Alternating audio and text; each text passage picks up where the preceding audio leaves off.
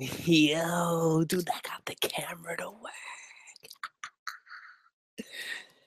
We're gonna be talking about that awesome sauce right there, man. Dude, I'm so happy I got this thing to work. I just hope the audio's working, because if the audio's working, we're in there.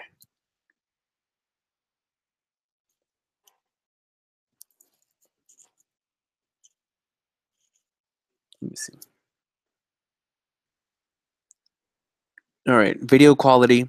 It says it's 720, but it's still booty butt cheeks. But hey, man, it's better than we had last time. It's better than we had last time, man. All right, let me see. Yo, how's it going, everybody in here, man? Sandman. Yo, Dracon! That's a legend from pre-time skip recon days. How's it going, Dracon? Beppo, my boy, how's it going? Laz, moderator Sandman, Smiley, how's it going? Let me see, Sticker Tricker, my boy, Retro Samurai, Godex Goat Hype, you already know. A Scoos, yo, A Scoos, shout out to you for sending me that One Piece the fan made chapter, because I did a live reaction to it. It'll be up in the morning. Yo, that Jungle's goat, man. It was absolutely hype sauce. Let me see. Everything is working, baby, man. We're in here, guys, man. Let's talk about some Hunter x Hunter awesome sauce, man. I just read the chapter to the Biz translations for the first time yesterday. And I mean, this is something I've been thinking about doing for a while, just a Hunter x Hunter stream in general. But after the last chapter, I said, you know what? I think it's about time. I think it's about time, man. Like, and then the dub has been killing it, man. They're in the middle of Greed Island. I like watching York New in the dub, man. The dub is really, really good. Like, at first, I was a bit indifferent on the Hunter x Hunter dub, but when they got to York New, man, it's like everything just started exploding, and I was like, dude, these guys are really good. Like, I'm still not that used to Phaeton, but it's not something that bothers me. It's like, but everyone else, man, Krolos is amazing. Hisoka's is like the best they could possibly have it. Hisoka's is really good. I've gotten used to all of the main four. I love Killua's, I love Gon's, and I love Kurapika's, and I love Oreos as well. But like, since we've mainly gotten those three, and now Gon and Killua mainly in Greed Island, Biscuits is awesome as well. And Greed Island has been a lot of fun in the dub thus far, man. I'm a huge, huge fan of opening 3 and ending 3. I think opening 3 is my favorite version of Departure. Actually, let me go ahead and ask you guys that in the comment section. Out of all 6 versions of the opening, there is the Hunter Exams version, the Heavens Arena version that has Wing in it, that has Azushi in it, that has the troop for the first time shown in the opening. That one, the opening 3 with the one in Greed Island. Well, technically it's opening 4, but screw it. I call it version 3, because I think it's version 4. It's version 4. Okay, screw it. Version 3 is the one with the troop. Whenever the troop, they show them because it's York News. Version 4 is the Greed Island one that shows Jing coming out of the. You know me, man. I think version 4 and version 6 are the best. Version 4 is the Greed Island one. I love that version of Departure. Version 5 is amazing, but only for the end. Like, when all 3 of them, when you see all 3 of the Royal Guard bow before Meruem, oh, dude, that's one of the most hype sequences in opening I've ever seen. But from strictly from just a visual and how every time I watch it, I'm just always like so into the opening. Version 4, the Greed Island version, and the Hunter Election Arc version for me are the best. But I want to know what you guys think, because version 6 is beast, man. And note how both 4 and 6 have Jing in it, but that has nothing to do with it. Nah, that has nothing to do with it. Nothing to do with it. Hey, Laz, shout out to Jing and the Cat. You already know. Yo, Zodiac Hollow, how's it going? How's it going? Let me know. Crap. Avenger Naruto, yo, how you doing? How's it going? God 47. Fu, man, how's it going? Crollo greater than all, Crollo greater than everybody but Jing, and I'll definitely agree. Let me see. I was rewatching the scene where Gon says you have it easy, Killua to Killua, when P2 is healing Kim Komugi. That's a legendary scene, man. Like, I love that entire arc. I mean, that entire like portion of that arc is quite emotional, but that's a very powerful scene when Gon is telling Killua that. Like, knowing how much Killua had to go through to get to that point. and everything that he had to go through to get to that point. And for Gon to say something like that, like that's how you knew that Gon was truly going through something in his head. York News dub was so good. They nailed Crollo versus Silva and Zeno. Oh yes, they did. They're really good too. I like Silva and Zeno's voice actors, but York New was amazing. York New was so good in the dub, man. But yeah, going back to Retro Samurai's comment, I can't wait for them to get to all that stuff in the dub, man. Chimera Anarch, because I think Chimera Ant is going to be beast. I can't wait for who's going to voice act Meruem, who's going to voice act Komugi, P2. You know, they're going to have quite a couple of roles that are going to be very, very important. At least for me, man. I already like Jing's. From what I've heard from Jing's voice actor, I really like it. They should have just put. I was gonna troll. They should have just put Justin Cook, man, and forget Yusuke. But you know, you can't always have anything, man. You can't have everything that you want. You know what I mean? You can't have everything that you want. Let me see. Yo, do it with a Don Tom. How's it going? Let me see. Ryan Mack, my boy. The King versus Netero got dubbed. No. Up until right now, Avenger Naruto, they are at episode 63, I want to say. Every single Saturday they air it on Adult Swim. But yeah, up to episode 63. So we are like 25%, 20 to 25% through the Greed Island right now. So yeah, but then after that will be Chimera Ant. So Netero versus Meruem is not going to be dubbed for quite some time, man. But you know, time flies, man. When One Piece first started airing in the dub again, I didn't expect it to get all the way to Luffy versus Lucci that quick, and it did. So I mean, time flies, man. Look at with Bleach. You know, back in when Toonami first came back, well, it was airing on Adult Swim Action for a long time, but when Toonami first came back, it was in the middle of the Zanpakuto arc. And in 2 years, it already ended just like that. You know, 2014. So Hunter x Hunter is going to blaze through these episodes, you know, like nothing. But it is going to take some time, man. But I'm here for the journey, man. It's something new. It's a new experience, something fresh with the Hunter x Hunter series. And that's always a good thing, man. I always look forward to that on Saturday nights. I really do. Because the Hunter x Hunter dub, it's like I always say when it comes to dub versus sub. You know, I like them both for their own reasons. But I feel like whenever you watch it in a different language, it gives you a different experience. Like even with York New, man, like York New, sub York New to me is heaven on earth. You know, that's like the rice and beans with jamon frito and with a good old, you know, piece of nice apple pie, man, right on the side, bro. You got your awesome sauce, man. You got some agua right here, or a nice cold beverage, man. And you have that, and that's like York New in the sub to me. But the dub gave me an awesome experience as well, man. The dub was really good. The dub for York New was really good, and to experience it weekly, because I wasn't able to experience York New weekly, neither in the dub nor in the sub. So, or I'm sorry, not in the sub, but I was able to experience it weekly in the dub. So it was kind of like I kept seeing everybody on Twitter, like their reactions to what's going on, because there's a lot of people on Twitter that are watching Hunter x Hunter for the first time.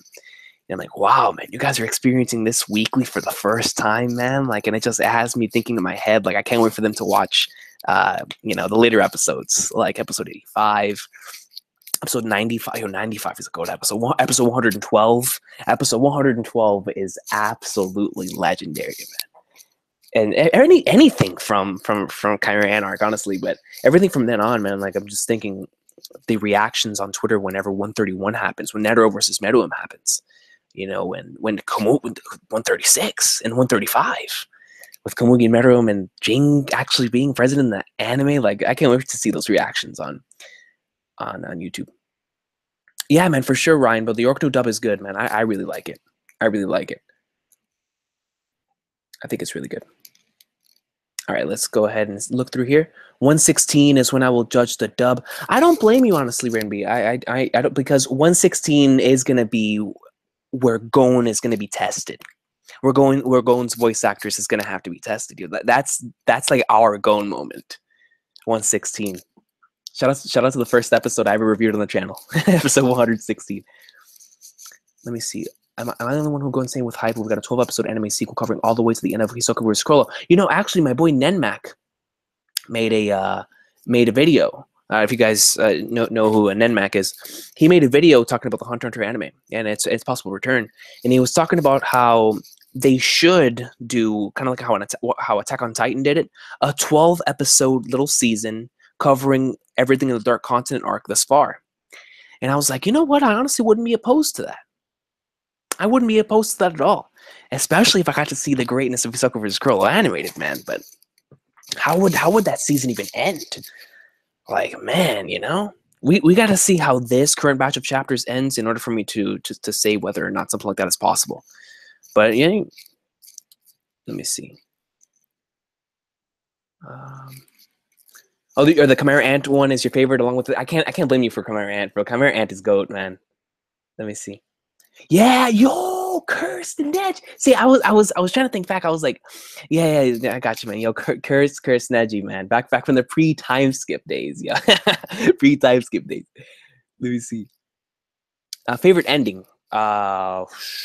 It changes. Ending 2 was my favorite for a long time. The legendary opening, man.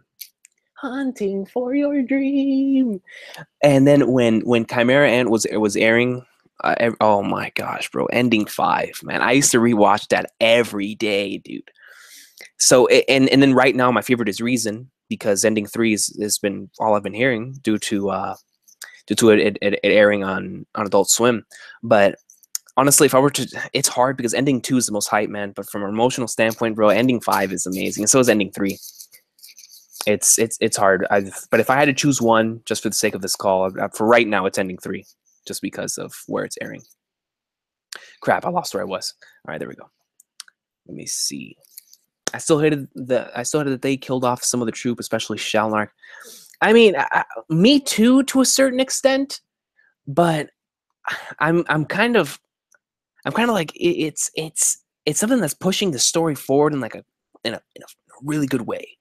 And it caused a lot of like shock value, but it sucks that Shalnark got taken out because I love Shalnark, but I feel like, and I'm a big troop guy, but I don't know, man. When they got taken out, that was a moment. So that's a moment that I'll never forget, And I feel like moments like that in any piece of literature that you're going through, or a piece of fiction is important when you feel like that, man.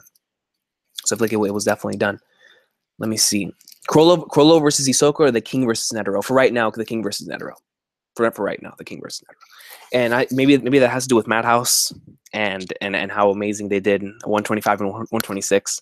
But I liked Hisoka versus Chrollo a lot, but Netero versus Meruem, man.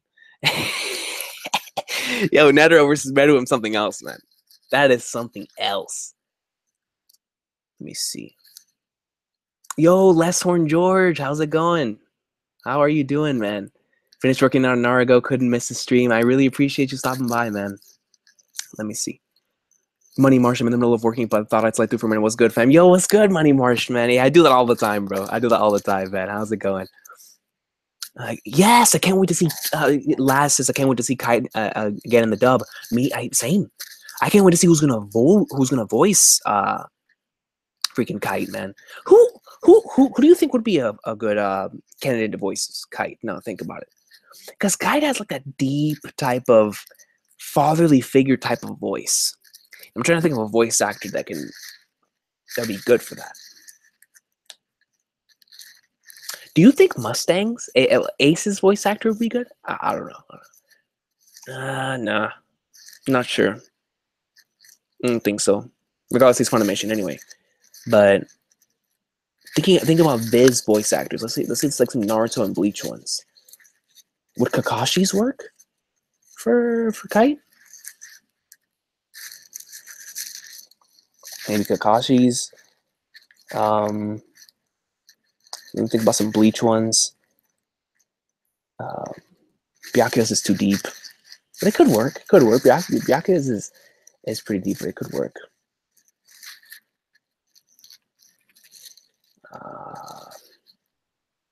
I'm trying to think, but I don't know. I'd probably have to look at like a list of voice actors. Let me see. Nami Booty. Hey, Edwin, man. How's it going? Let me see. I hope Johnny Young Bosch voices Meruem. How whoa, Ichigo voicing Meruem? Like at first I'm like, how would that work? But then I remember his voice work whenever he did Lelouch. And yo, whenever he had the Zero mask on, he sounded really good. I don't know though, man. Like, see, Meruem's gonna be interesting. They're gonna have to sell me in Meruem because Meruem's sub is godly, bro. It's amazing. I love that voice actor. But Johnny Young Bosch, man, that's an interesting one, man. That's an interesting one. That's a wow. That's cool. Let me see.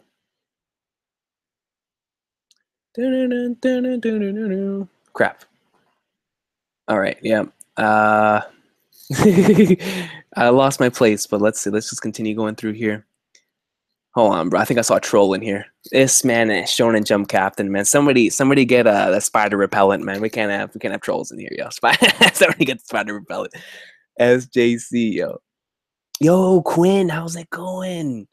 Quinn greatness. I could see another Hunter x Hunter anime after the Prince Succession War arc ends. Yeah. I mean, it depends on how long this thing goes for. Like in length in terms of chapter wise, we know that it's going to end by the time they get off the boat. But you know, how long is that going to be? How long does Togashi plan on doing this entire boat ride? So I mean, I'm looking just at Berserk as an example, but I don't know if that's really a good example because that's more like a journey. And in this case, they're actually going from point A to point B. So we'll see what happens. But I can see another Hunter x Hunter anime happening after that. I want to see the Nen Beast animated. Me too. I actually really hope that you know, like I don't know if you guys have ever seen like Soul Madness's videos. He's the guy that does the Bleach chapters really, really nice, and it like brings them to life. That kind of stuff is really cool to me, and I wish somebody would do that for Hunter x Hunter. It's definitely a series that deserves it. Yo, Tom, you haven't watched 116? Can't wait to get there. Maybe I should take it. I'm really good. Oh, are you watching it through the dub? Is that why? Gotcha, man. Gotcha. Let me see.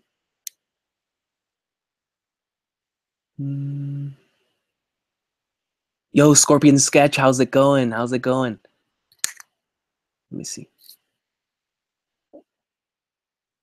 Togashi needs to get his Sailor Moon wife to draw while he writes the story. Can you imagine that, man? Can you imagine like he's just chilling at home? He's like, you know, man, I don't really feel like I don't feel like drawing anymore because that's Togashi's thing. I guarantee you that's Togashi's thing. He has no problem writing up a story.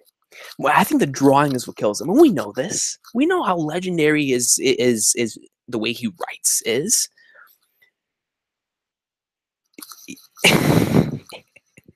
Just imagine a discussion with him and his wife. Yeah. What are you going to think when it goes on? What are you going to think when it goes on hiatus again? Same thing as always.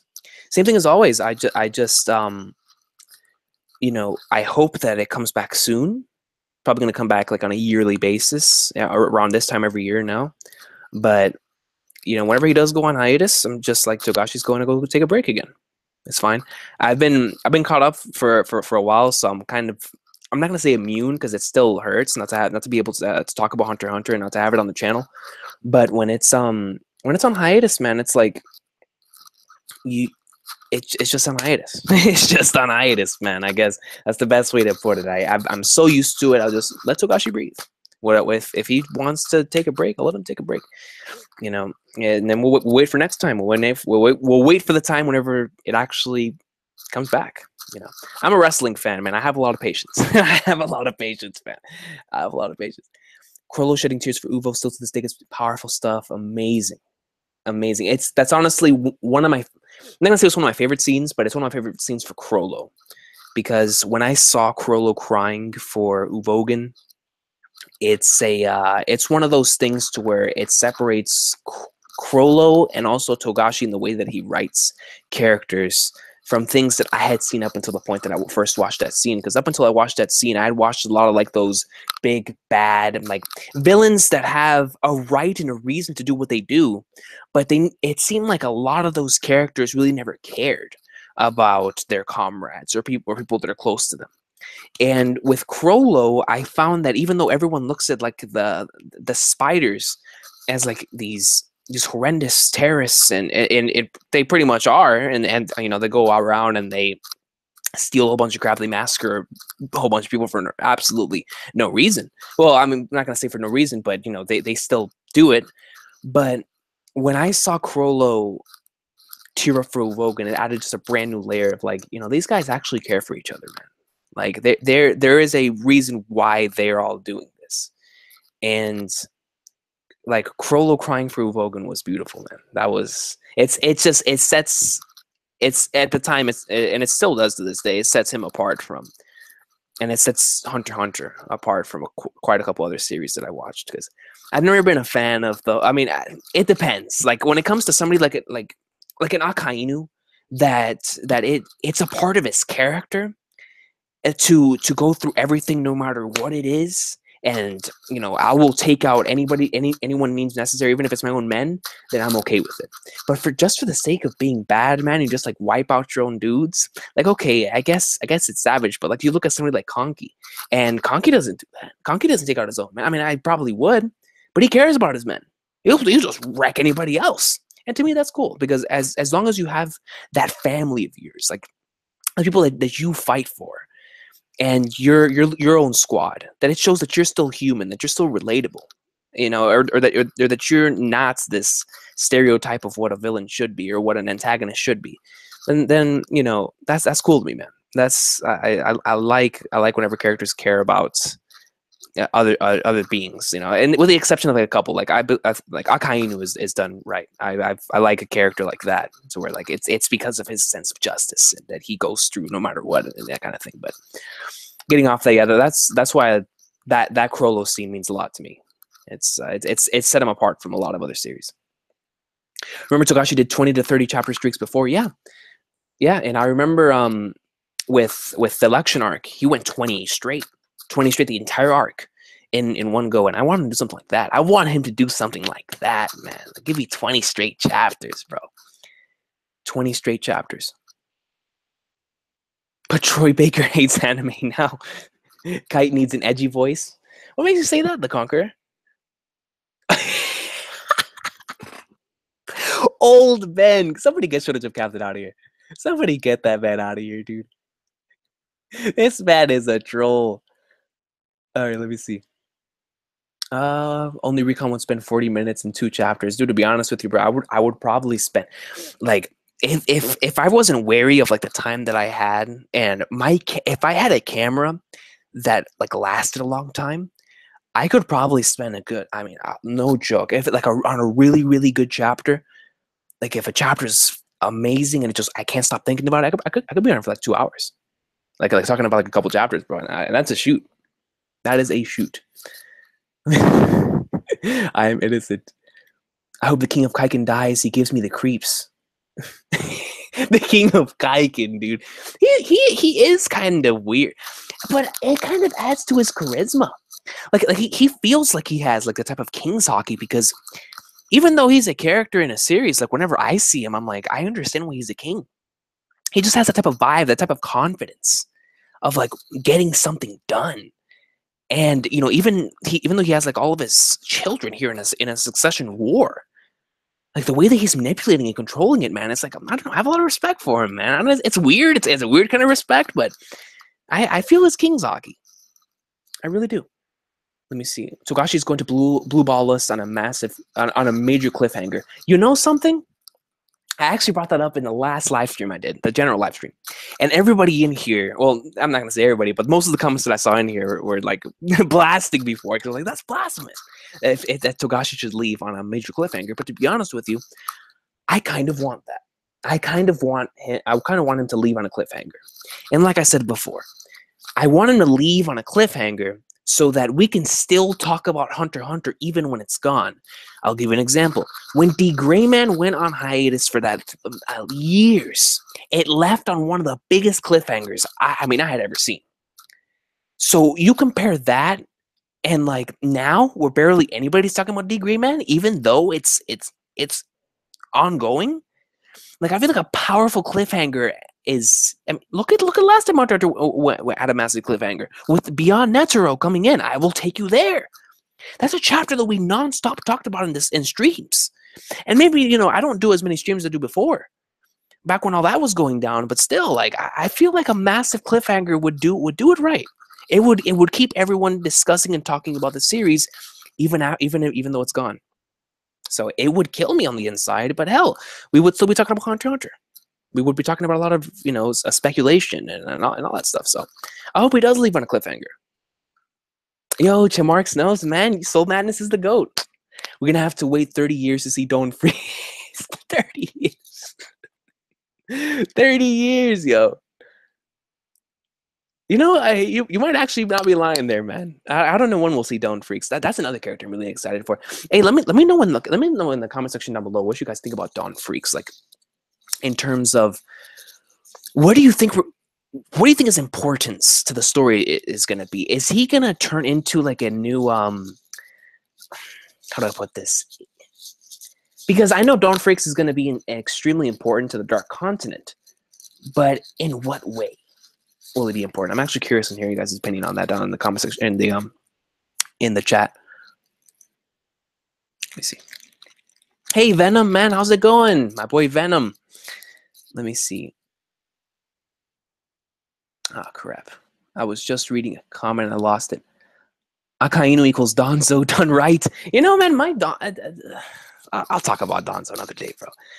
Donzo, man, like on some days I'm like, yeah, but on other days I'm like, why Kishi, why? But Donzo's cool. I always liked his abilities.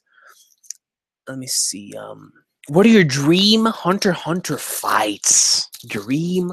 Okay, so for this one, I'm not going to limit myself. I'm going to go all time. I wish we would have seen Jing versus Meruem. If you guys remember, or if you guys were there back in those days, for whenever Hunter x Hunter was airing weekly on the Chimerian arc, I always said, and I continue to say it, that I believe it. I don't get it twisted. I don't really recall who said it, but I want to say that it was either Dre or Northside. Maybe it was Speak. I don't recall, like I said. So whoever said it, I apologize.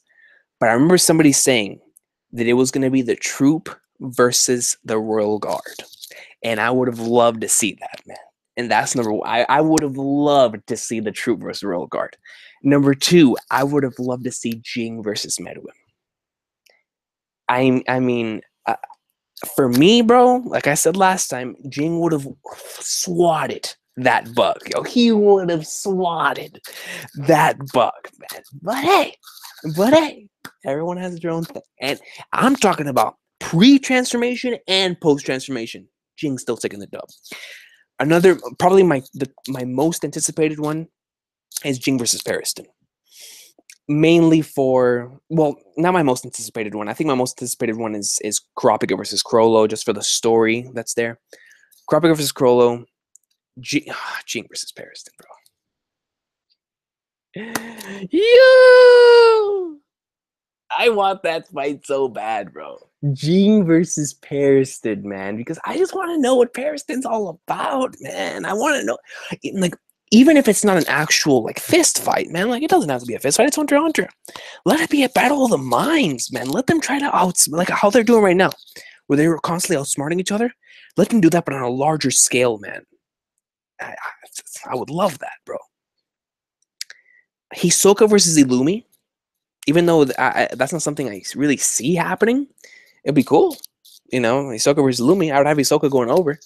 One of my former dream fights that I no longer have to dream about is Hisoka and Grollo, but that's that was a dream fight. That was certainly a dream fight. And round 2, I guess you could say, is another one that I can't wait for. But yeah, man, no question, the Ants versus the Troop. Ah, man, dude, Jing versus Meruem, Jing versus Pariston. Let's see. I would have liked to see a little fist action with Netero and Jing. I think that would have been fun. Trying to think of some others. I think it would have been nice to see Kite, because we never really got to see a lot of when it came to crazy slots. like the overall the extent of that ability. That's why I'm really hoping that we get to see more of crazy slots. Hopefully, it's even there in our system anymore. But I think it would have been nice to see like Kite against like one of the top tiers, because that crazy slots ability is really really nice. It's really really nice. I think like like I'm trying to think against who specifically. Silva versus Jing, bro. Silva, yeah, Silva versus Jing would be nice. Jing wins. He goes over, but that's just because I'm a tard. That's because I'm a tard. But yeah, I mean, the thing is with the Zodiacs is whenever I look at them, uh, like I could think of a couple, but there's not that many that I would necessarily consider dream fights, at least for me. That's what I'm trying to go all the time here. Like I don't know anything that much about Don't Freak, so I can't really say much there. So I can basically only go off Troop, Chimera Ants, and some of the Zodiacs, some of the Hunters. Like I would love to. I've always wanted to see Wing go all out against somebody. So I guess like Wing against. I would like to see like Wing go against like some like the top tier Chimera Ants. See what he would have done there, but I don't know.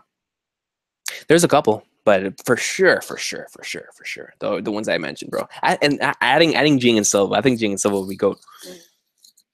Hey, bro, love the shirt. Yo, thank you, man. Naruto versus Sasuke greatness. I wore this. I bought this the day that, or like the week that Naruto and Sasuke fought in the anime, the final fight, and I just wore it around. And I wore this shirt the day that they actually fought, and I just wore it around. I walked around. And I actually talked to multiple people that I'd never spoken to before in my life about Naruto, like at Publix. And at that pizza place, when I went to go pick up my pizza, bro, I was like, yo, man, these guys, everybody's hyped for Naruto versus Sasuke today, man. Like, because Naruto versus Sasuke, that's our generation's fight. So it was pretty cool to see everybody come together on that day.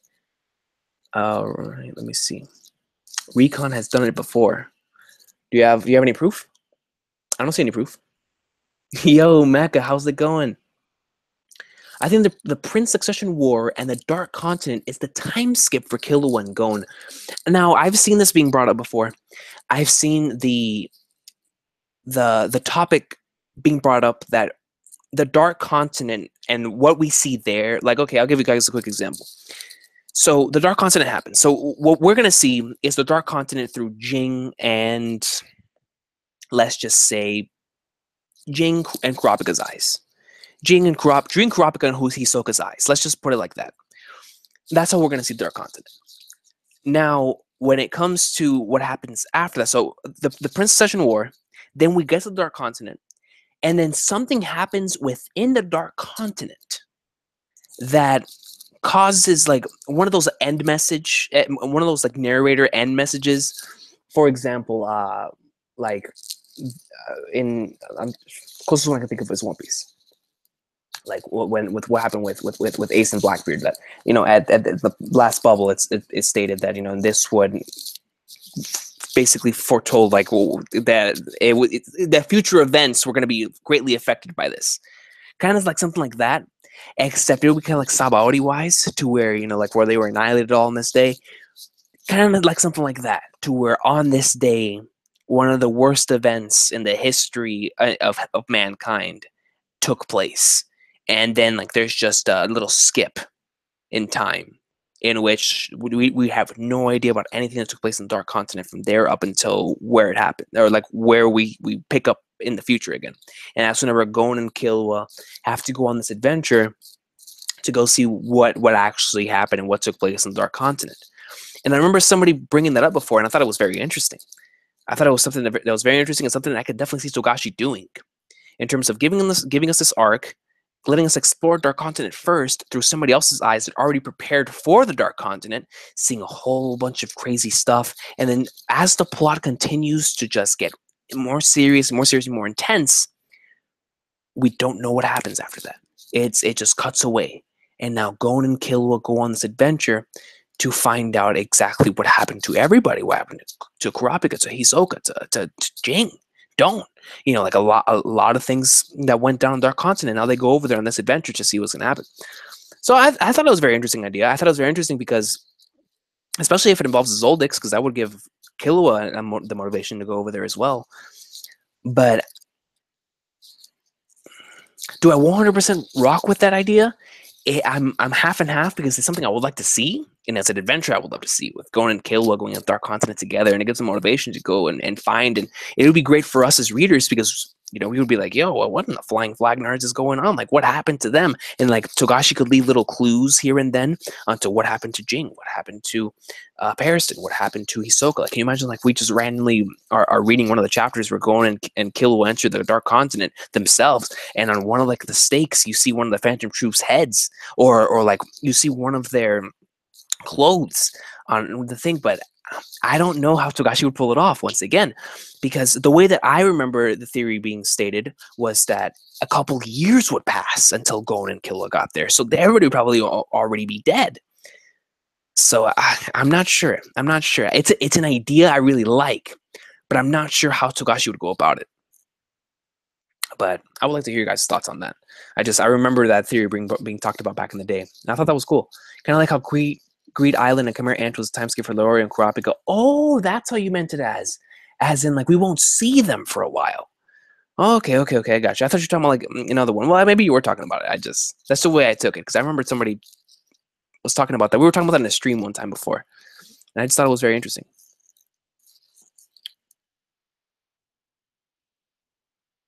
Let me see. Crap, man. There was one comment that I really wanted to see. Crap. Yo, the Conqueror brings up a great point. Still want to see Hisoka's reaction to Gon versus P2. Hisoka's reaction, bro. It would have been the best live reaction in the history of YouTube.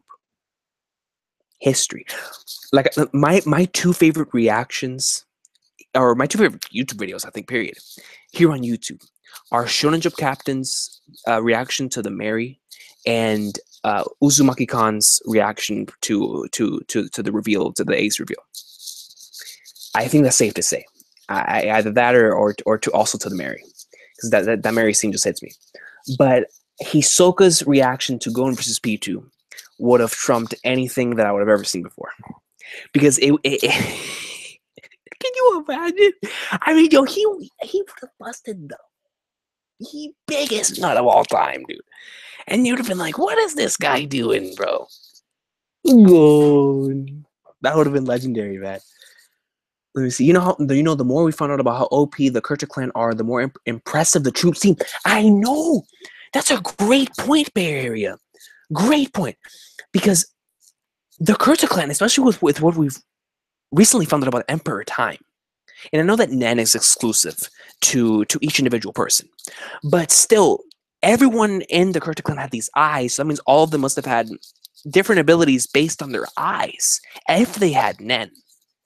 So if that's the case, man, if Kurapika's doing this at a young age, can you imagine like the top tiers in the Kercha clan and they still got massacred by the troop? Like, yo, man, definitely great comment, man. I hope Gon and Killua don't show up in the Princess Session and Dark Continent next time I see them. I want them to be teenagers or young adults. Yeah, exactly what I was talking about earlier. Like, I think it'd be interesting. I think that Togashi could do it. I think it's definitely that can be done, especially with time skips being very, very popular nowadays. You see time skips in every series. Basically, every series not named Gintama, and Gintama still did a time skip. Gintama did a movie time skip, but like One Piece and Naruto and Dragon Ball, Magi. I haven't read Magi in years, bro. A lot of these series they have time skips. And if Hunter x Hunter were to do one too in Togashi's own style with a freaking tragedy and a massacre, then why not? Why not, man? Let them do it. It'd be interesting. The chemistry between Crollo and Pariston is too goat. Oh no, you meant with Jing and Pariston, yeah. Jing and Pariston, when they're together in a scene, my attention is right on them from the very moment I saw them together in the election arc, and how they're always just at each other's throats, without actually being at each other's throats, just playing mind games nonstop with each other. Pariston throws something, Jing throws something else. Pariston throws something, Jing throws something else. And I love that. That's what made the election arc so good. Like, when I look back at the times I most enjoyed the series, like when I think about favorite arcs from an enjoyment standpoint and overall standpoint, election arc is right under York and Chimera answer me, because the election arc had that aspect of it, man. Like of constant mind games between these two guys, and now even in the current arc, with the way that Jing is constantly outsmarting Pariston, it just gets him so like it makes him seem so out of character, Pariston. And it creates such amazing on-screen chemistry. You just want to see these guys. You want to see what more they can possibly do to each other and what they are going to do to each other. Because Jing is only there because he just wants to put a stop to not even a stop to Pariston. Jing's not a hero. Honestly, I think he's interested in Pariston. But it's just the fact that he's there to keep him under control is what gets me hyped for Pariston, because Jing knows he's the only person that can control Pariston. And that by itself just makes you think. It's like, why and how did that relationship even come to be? Because it's obvious that Jing and Pariston have known each other for a long time. But for how long and how did like their relationship just come to be? You know, because they know each other very well. They know each other too well. So I want to know what Pariston was to Jing. And what Jing is to Pariston. Does Pariston just look at Jing in like a similar way that Hisoka looks to Gon, where he was interested in him? But that can't be, because I don't know, man. I don't know. We'll see. We'll see what happens in the future. But that's definitely something I want to see. Dad versus dad. Silver versus Jing. No, yeah, facts. Jing is top 5 Nani user according to Netero. That's actually something I wanted to talk about. Like, who are the other 4? You know what I mean? Because we've barely seen anything from Jing. Anything. And I believe, I believe, and it's not just because I'm a fanboy either of Jing. It's because I can see it, man.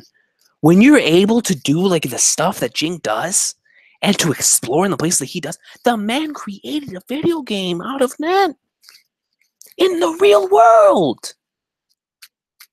What? I mean, just stuff like that, bro. It doesn't have to be about power and abilities. It's like, are you kidding me? Like, that's insane, right? But I want to know who the other 4. Who are the other 4 that are in those top 5 Nen users? That's crazy to me, man. And I don't think at least 3 of them haven't been introduced yet. I don't think so. I maybe Beyond is in there. Maybe, because that's another dream fight that I've had. Beyond Netero versus Jing. / Beyond Netero versus Pariston, but not in a battle type of way, in a mind game type of way, because they were working together. Beyond is an interesting character, but he's been quiet. He's been keeping extremely low key. But I think Beyond Netero is on the level. I think Beyond Netero is stronger than his dad. I really do. I think Beyond Netero is stronger than Netero. And I think he's one of the top 5 Nen users. I really do. But we'll have to wait and see. But Beyond Netero is a very interesting character. We got to keep an eye out for him, man. We got to keep an eye out for him. Let me see. I saw a question. Could Jing and Silva have a past as rivals and or friends?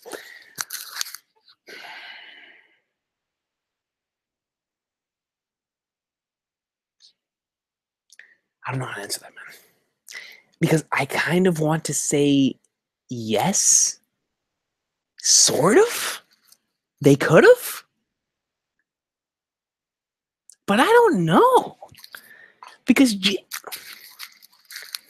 Togashi loves going apart and away from everything. Everything that they've ever done. Like like the shonen tropes. Togashi likes going away from that, and like he tries to turn a lot of stuff on its head. But at the same time, he stays true to the tropes. Like, it's weird with Togashi. Like, he tries to turn it on his head, but he still stays true to the very tropes that make up this everything after Dragon Ball. He stays true to it, but he tries to go against it. It's kind of weird. And I don't know how to explain it. So I don't know. Personally, I think it'd be cool. But I don't think so. I don't think so. Holy flagnards. Let me see. Smiley. Oh, let me see. Crap. I can't see on the screen. Oh, I apologize. All the recon just dropped by to support your channel. Your live streams are always great. Any thoughts on making a One Piece live stream or sharing your thoughts on upcoming Reverie and Wano? That's actually something that I'm going to be doing. But thank you so much for $20. Thank you so much for $20 donation, Smiley. I really, really do appreciate that. But yeah, I will most certainly, and I love, is that Caesar in your icon? That's an awesome icon. But yeah, I will most certainly be making One Piece live stream in the future. I actually had one planned for after Whole Cake Island ends. I'm going to most certainly be doing a One Piece live stream for Reverie and Wano and anything else after that. So definitely look forward to that. I've been waiting to do One Piece live stream until Whole Cake Island ends. But after Whole Cake Island ends, maybe like the first chapter, like during the Reverie, we're in there. We are in the like swimwear, Reverie and Wano discussion, One Piece live stream, no question. No question. I'm honestly just starting to do live streams again, so that's why I haven't done one in a while. I used to do One Piece streams quite frequently back then. Same thing with Toriko and Bleach and Hunter x Hunter, but thank you very much, man. $20 donation, Smiley. I really do appreciate that. Thank you. But yeah, definitely. One Piece live stream will be after the last chapter of Whole Cake Island. / first chapter of Reverie. Will definitely be in the next summer. I think I actually might make that officially the first live edition of the Recons piece. Which we'll definitely get onto that. But thanks again for the super chat. I really do appreciate that. Let me see. Best JoJo's reference in Hunter x Hunter, Hisoka. The character of Hisoka is the best JoJo reference in Hunter x Hunter because Hisoka's Dio. Hisoka's Dio. And that is a shoot. And that's why I love him. Plot twist: the narrator in Hunter x Hunter is the final boss. It wouldn't surprise me. It honestly wouldn't surprise me. I think if we had like a fatal four-way between the Hunter x Hunter narrator, the Super Smash Brothers narrator, the Dragon Ball Kyler Bear, and for the ending narrator of that, and then quite possibly the most iconic narrator. And even though people sleep on the anime, you can't sleep on the narrator, bro. The Toriko narrator is legendary, man. Yo, if you've never watched the anime for Toriko, that narrator's GOAT. Fatal four-way. For me,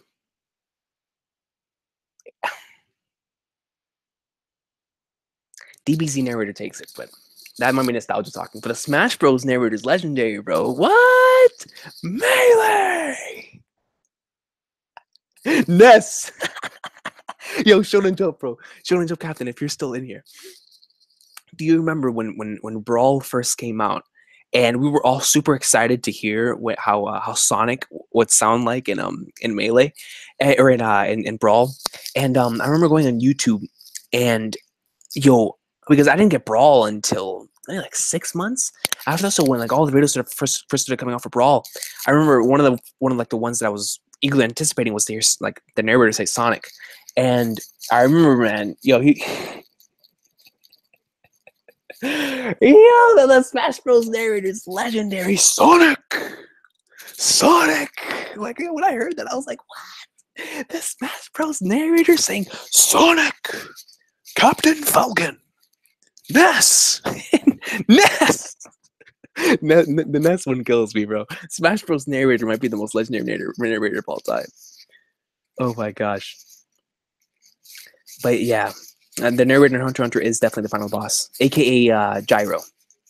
AKA Gyro. Do you think that humanity will finally bring back top-tier treasure this time? That's a good question, Beppo.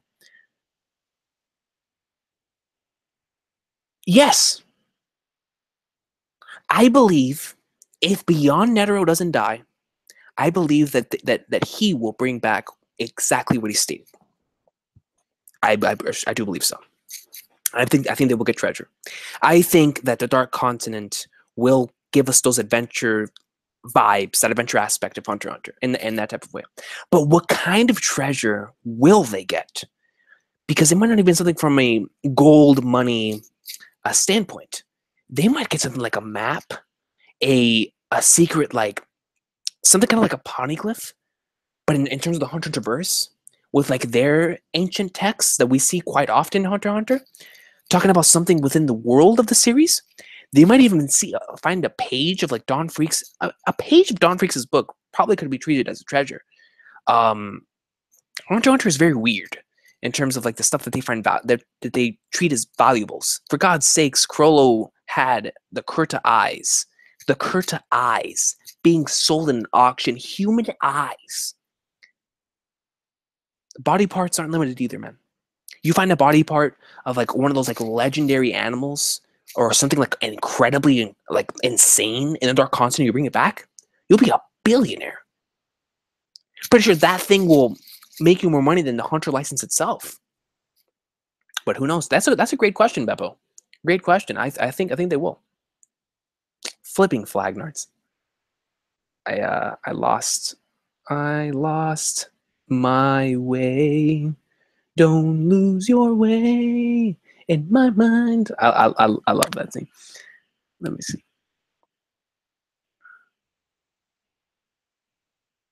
Hold on, there was one comment. Most of my friends only watch Naruto, no Hunter x Hunter, no JoJo, no One Piece, no Bleach. Get them into it, man. I actually have a lot of friends that only watch. I have a couple at my job. I have one that watches Naruto, but he also watches Attack on Titan and watches freaking Death Note and a couple other series. I have another one that I just found out that watches Dragon Ball Super, or that watched Dragon Ball. I have one other one of my really good friends. I mean, I get along with almost anybody, everybody in my job, but like whenever I find out like somebody in my job likes anime, man, it's so cool to me. Like my boy Devin, he loves Dragon Ball Super. We talk about it all the time, and I want him. I'm like trying to sneak my way in there, man. I'm like, yo, watch the Hunter x Hunter greatness, because Hunter x Hunter gives you some Dragon Ball vibes. So yeah, most certainly, man. I'll have to talk to him about it next time, but. For sure, man. Like whenever you want somebody that only watches a specific kind of series, get them into it. Like I used to have a lot of friends, with my really really good friends that only watched Dragon Ball and Naruto, and I would like slide in like, yo, watch Bleach, man. Watch Hunter x Hunter.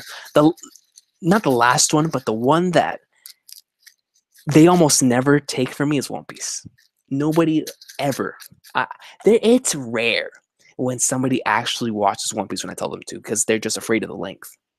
But the people that do listen to me when it comes to One Piece and Hunter x Hunter, like my boy Jalen, my boy Carl, and like these guys really grow to love Hunter x Hunter, and like it makes me happy. It makes me happy to see like these guys expand. Like it's okay if you just watch like one series, like that's fine. That's completely fine. But I also think that in order to live, and you have to experience new things, and you have to continue experiencing, things that will make life worth living. And I strongly do believe that has a lot to do with going on an adventure and seeking out like these type of new things, and that can be applied to anime and manga, or to storytelling in general. So even if you do just watch a couple things like that, that's perfectly cool, and you like dissect everything that has to do with, like, let's just say like for Dragon Ball, like I know a lot of people that only watch Dragon Ball, but it's Dragon Ball, Dragon Ball Z, Dragon Ball GT, Dragon Ball Super, and it's been a lot of time dissecting and really tearing it apart. I have a lot of respect for that type of stuff, But in terms of like getting into other series, give me 1 second. I think I got a message. But in terms of getting into other series, I think that's extremely important, because hold on.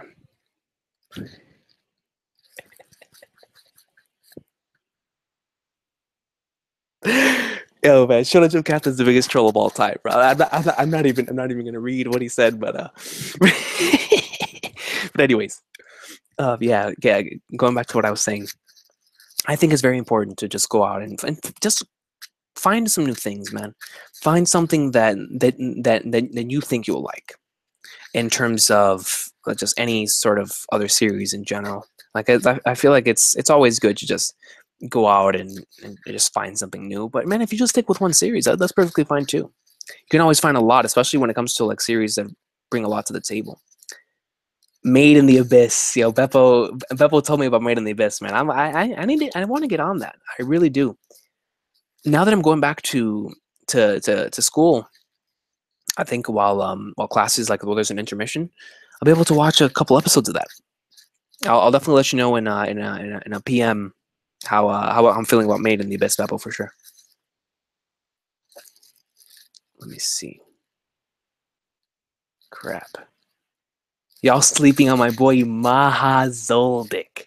Yo, Maha's goat, man. I actually remember my boy Unexpected Wonder always hypes him up, saying that Maha Zoldyck is top 10, top 5. And I'm like, you might be factual, but where are the feats? Like, Maha Zoldyck is sick, but give me something, man. Give me something. Let me see. Dawn, Beyond, Crollo, Jing, and maybe Botobai. Why Botobai? Why Botobai? I mean, I found it interesting. But why Botobai? Now, when it comes to Dawn, Beyond, Crollo, Jing, and maybe Botobai, out of the guys that we know of thus far, add Silva. Take out Botobai, and I would add Silva. And I think that I agree. Because my top, well, Pariston too, for me at least. Because I think the top out of everyone that we've met thus far is Jing. I don't think there's anyone stronger than Jing that we've met thus far. But I think Dawn is above him. But we haven't met him yet. So Jing, and then right under him, I think I have Beyond. I think Beyond's on the level. But I can't sleep on because Crowell's on the level. But if we have to put Crowell on the level, we know that Hisoka's right under. Proven by this latest fight. So, yo, Hisoka and Crollo. Who knows? Who knows, man? Yo. And listen, man, Crollo's my guy. You guys know me. I'm on the Crollo side of the Hisoka and Crollo thing. But I gotta put respect on his name. If Crollo's 4th or 3rd or 5th, Hisoka's gonna be right there too. Hisoka's gonna be right there too. Dropping smile bombs. Let me see. The Toriko narrator. You know, Sandman. You know. Yo. Yo, I gotta find top waifu. First of all, type waifu, you're the goat. But type waifu states Fox.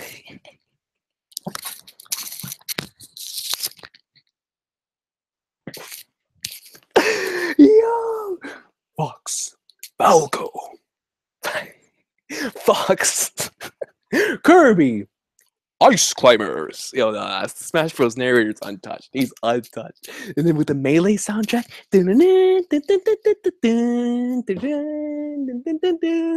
legendary, man. Fox. Hunter x Hunter narrator wins. He has the best feats, slowing down time to explain things, mind reading the characters, invoking emotion in the reader/viewer. He also knows the future. Dracon might actually have me there, man. He might actually have me there because he does slow down time to explain things. He does mind read the characters. You know, like low key, what my favorite thing that the narrator, like whenever the Hunter x Hunter narrator, like whenever he talks. And like at the beginning of an episode or in any part of the episode, one of my favorite things, I don't know, maybe it's because of how funny I found it, but whenever he would say Welfin and anything following Welfin or Recalgo, I just couldn't help myself, man. Especially Welfin, bro. Like whenever the narrator is explaining what Welfin's doing, it's just something so intriguing to me. I don't know why, man. But like every time I try to like imitate the narrator, I always do like Komugio, Meruemo, Netero. Like those are the first things that come to mind. But I don't know. Welfin's always the first thing that comes to my mind when it comes to the narrator. Venom just brought up my favorite mystery in all of Hunter x Hunter. Mr. Venom 626 states they could get the truth about Gon's mother. Now, there are 2 things in Hunter x Hunter that from my very first rewatch, I'm still as interested in them as I ever have. And that is Meteor City with the troop and everything that's going on with Gyro in that entire thing. But number 1 is the mystery behind Gon's mother. That tape that where Jing was where Jing pretty much eradicated that thing from ever existing, from ever having even been existed. After he stated, "You have like 1 shot to hear this, man. So if you don't want to hear it, that's cool. But then and then he overwrites it. You know how goat that is? Like for Jing to that's so genius, man. So that you never hear the tape again. He set it to where he made sure it's like, yo, are you sure you don't want to hear it? They say it no again. Keep on going. Okay, cool. Stop the tape right there. Since you don't want to hear it, rewind. Rewind the entire thing about Gon's mother. But what's so interesting to me is the fact that Togashi dedicated an entire scene to this. An entire scene. And it was never brought back up again. If you really want to hear about your mother, keep going. It didn't go. Rewind. Wiped.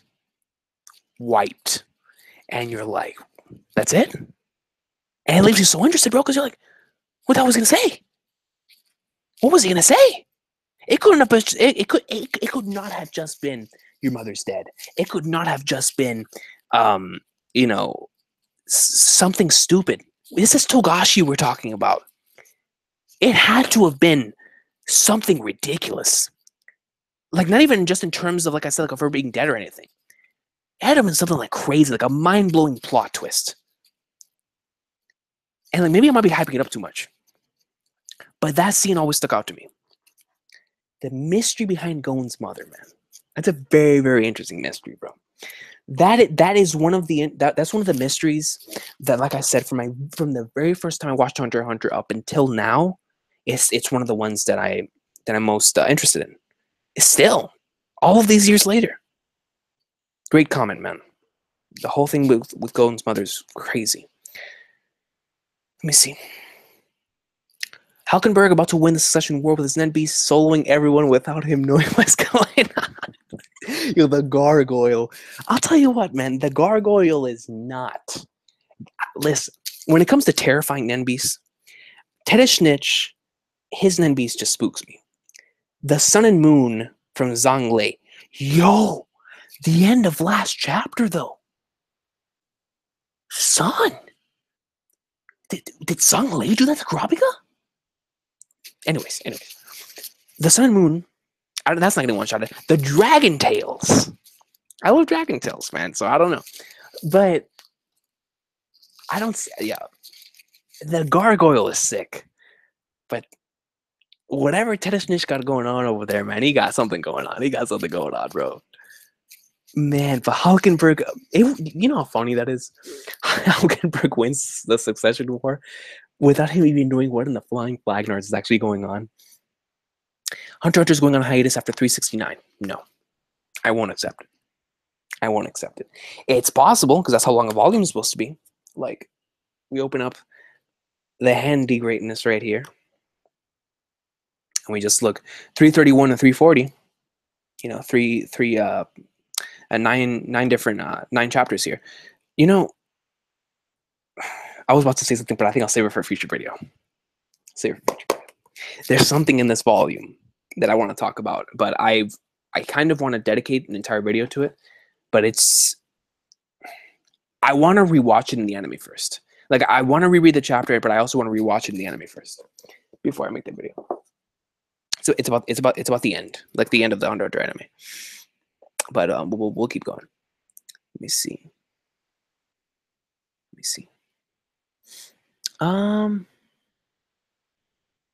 Who do you guys think? Oh, this is a good question, Manga Brawler. Who do you guys think will win the Succession War? Okay, so I think. See, this is a tough one, because obviously the first thing that comes to mind is Tedesnitch, because he's the most important. He's the one they've been focusing a lot on. But and obviously Oito with Prince Wobo, because that's the ones that we're following. But knowing Togashi, we might actually get somebody that they're not even focusing that hard on, that actually wins the Succession War. Because you don't have to be the strongest. You have to be the smartest in this Succession War. My mind says, I don't know why, but deep inside, Zhang Lei has been constantly Like, I can see this guy being the next king. Zhang Lei, I can most certainly. Hold on, I gotta charge my computer before this thing runs out on me in the middle of a. Hold on, let me. Got some Sports Center on, man. Let me turn that on. Let me see.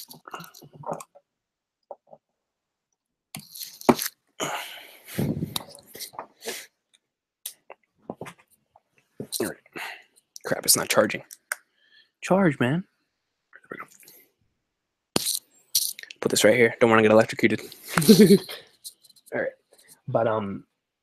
but yeah, when it comes to who do I think's gonna win? Who do I think's gonna win? Let me put the mic right here. Zhang Lei's always stuck out to me. I'm a big Saleh guy. That's what I'm pushing for. Is Saleh. Because I think it would just be funny for Togashi to have like a party guy be the king, and it would kind of be like a little like shot at what's currently going on in like the real world. But I just don't think it's gonna be Goito or Tedesnich. I don't. I truly don't. But I want to see what you guys think. I want to see what you guys think. Zhang Lei has been, I don't know what, somewhere deep inside, I really do think that he's fit, and I think he will be. But at the same time, he's been focused on here in the latest chapter, to where he could have possibly just taken out Kurapika. If that's the case, he's about to be wiped out. So I don't know. I'm pushing for Saleh. Hulkenberg is someone that can win too. But I think Hulkenberg, just because of whenever he was talking to the actual king, he could very well be the next one to be taken out too. And I don't think Benjamin's winning. So we'll have to see. I want to see what you guys think, though.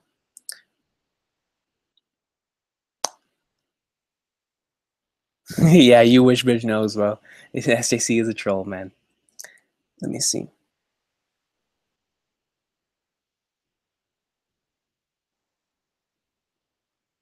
You guys think Zeno is that much stronger than Silva? What makes you think that? I mean, I could understand Zeno in his prime, but Zeno right now is that much stronger than Silva? Like I said, I could definitely understand Zeno in his prime, but right now, I don't know. I'd probably have to give me a solid argument for that one. But remember, oh crap. I lost my way in my mind. There was a question I saw, man. Well, remember they said Netero was praised for being able to live in a fight against Maha. Yeah, I mean, you're bringing up facts. You're bringing up facts. But that's true. That is a good point. That is a good point. You got me there. You got me there, Straw Hat GT. You got me there. That's a good one. Machi, best girl. Actually, same thing for me. Machi is by far my favorite female character in Hunter x Hunter. She's in my top 10 favorite characters in the entire series. Hunter x Hunter is very strange with their depiction of female characters. And not in a bad way either. It's something that like there's certain characters that I want to classify like when it goes to like P2 and whatnot, but I can't because I know that P2 is classified as a male. Just the way that Madhouse did P2 is like, yo, this has to be. But at the same time, it's like that's the way Togashi works. You never know if it is a male or a female. But I guess that's the magic of his work. Let me see. Do you think that Pyro's head is in the jar with the prince with the other scarlet eyes? I've actually seen that theory being tossed around before, Sticker Trigger, and I think that it's possible. I think that it is quite a possibility. It would definitely tie into Tedesnich being such an important and vile, such a really good, or I don't even know how to word this, basically going to be very important for Kurapika's story. And since we're focusing so much on Kurapika himself and his abilities right now and how much he has left to live, he might be. Could be. He's a sicko. Tedesnich is a sicko, so I honestly wouldn't. Hold on. Yo, Emperor Time, man, how's it going? I know that you're like in a different time zone, man. So I do appreciate you either waking up really early or staying up really late, man. So thank you very much. And to anybody else in here who's in a different time zone, man, I always do appreciate the sacrifice you guys make in order to watch these, man, because it's insane. I'm saying you guys are awesome. As for Don Freaks will not be as OP in terms of strength, he's going to be a genius survivalist with a Hatsu made for surviving harsh environments. Very interesting. So you don't think he's going to be very OP in terms of strength, but you think that he's going to be this genius survivalist with a Hatsu that's made for surviving harsh environments. I honestly wouldn't mind that. I wouldn't mind that at all. And I think it would fit for his character if he's like Jing, where he just wants to. I mean, he's writing a book, for God's sakes, about the Dark Continent. So he's obviously an adventurer, and he's writing down his journey to share it with others.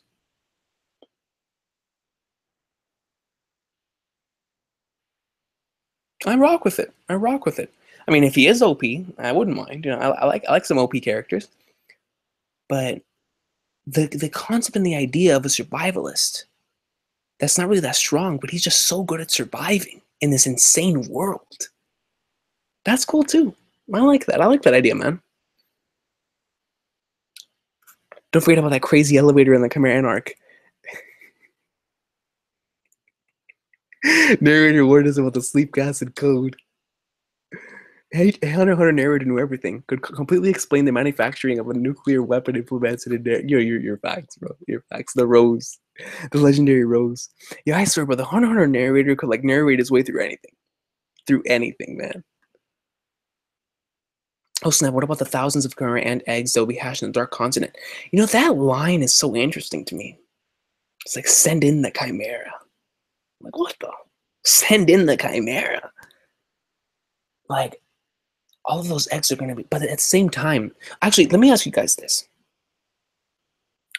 Do you think that Togashi specified that the Chimera ants are ants, and yet they were that strong when they got here? But in the Dark Continent, they are just ants compared to everything else. So the Chimera ants were extremely powerful over here, right? But at the end of the day, they're still ants. So even if they send in those Chimera ant eggs and they hatch, it's just gonna be ants, right? Compared to everything else that's gonna be over there. If they are just ants, like even if you just compare an ant to something like, let's just say, a dog. It doesn't have to be something that big. A rabbit, a squirrel. An ant is this big. I don't know, man. I don't know. Let me know what you guys think. Do you guys think that Togashi specified on that for that very reason? That these guys are just ants in the Dark Continent? Who knows?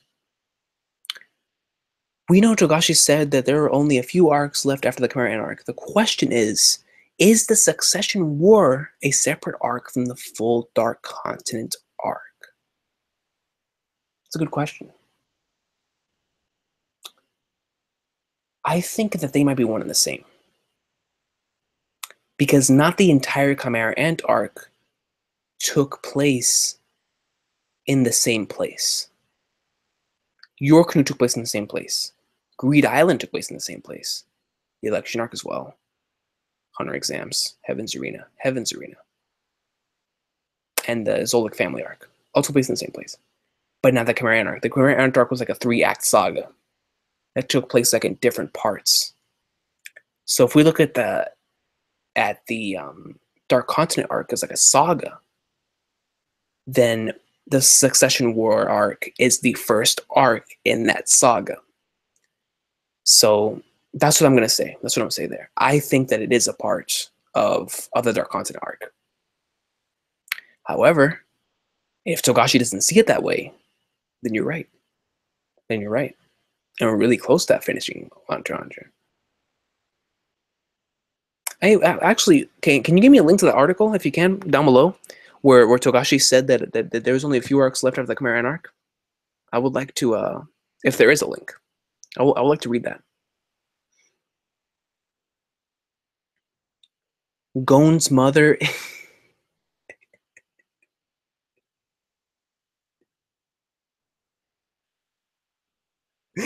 Yo. Hey man, listen, bro. Listen. Top waifu. Gon's mother is Periston's twin sister. You know, the reason why I'm laughing is because I'm looking at myself. You know what I used to say? I used to say that Periston himself was Gon's mother. But then, like, I realized just how ridiculous I sounded when I said that. So, so then I just stopped saying it. So the reason why I laughed whenever you said the Periston's twin sister thing is because it reminded me of that thing. I used to always say that, man. Maybe it was just for jokes. Maybe I actually believed it. But I said it, and I used to say it a lot. I used to say it a lot, man. Good times. It would be interesting though if Gon's mother was somehow related to Periston. Let me see. Uh, wait. There was something that I wanted to read, but I can't find it now.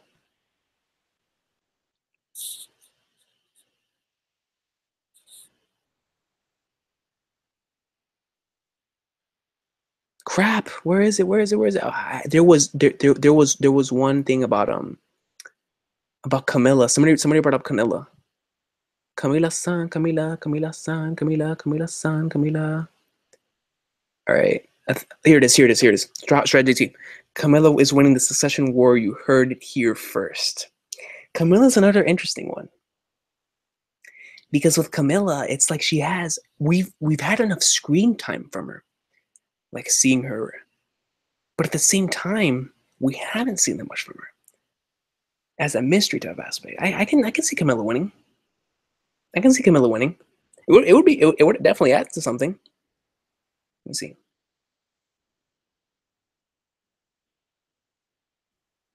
Scorpion sketches a troll.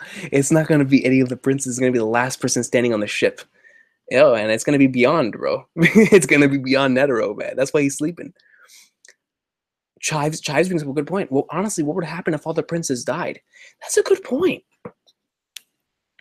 What would happen if all the princes died? Would the king of Kaiken just... What about if he died too? Well, okay, let's just bring up the possibility that all the princes die, but the king of Kaiken stays alive.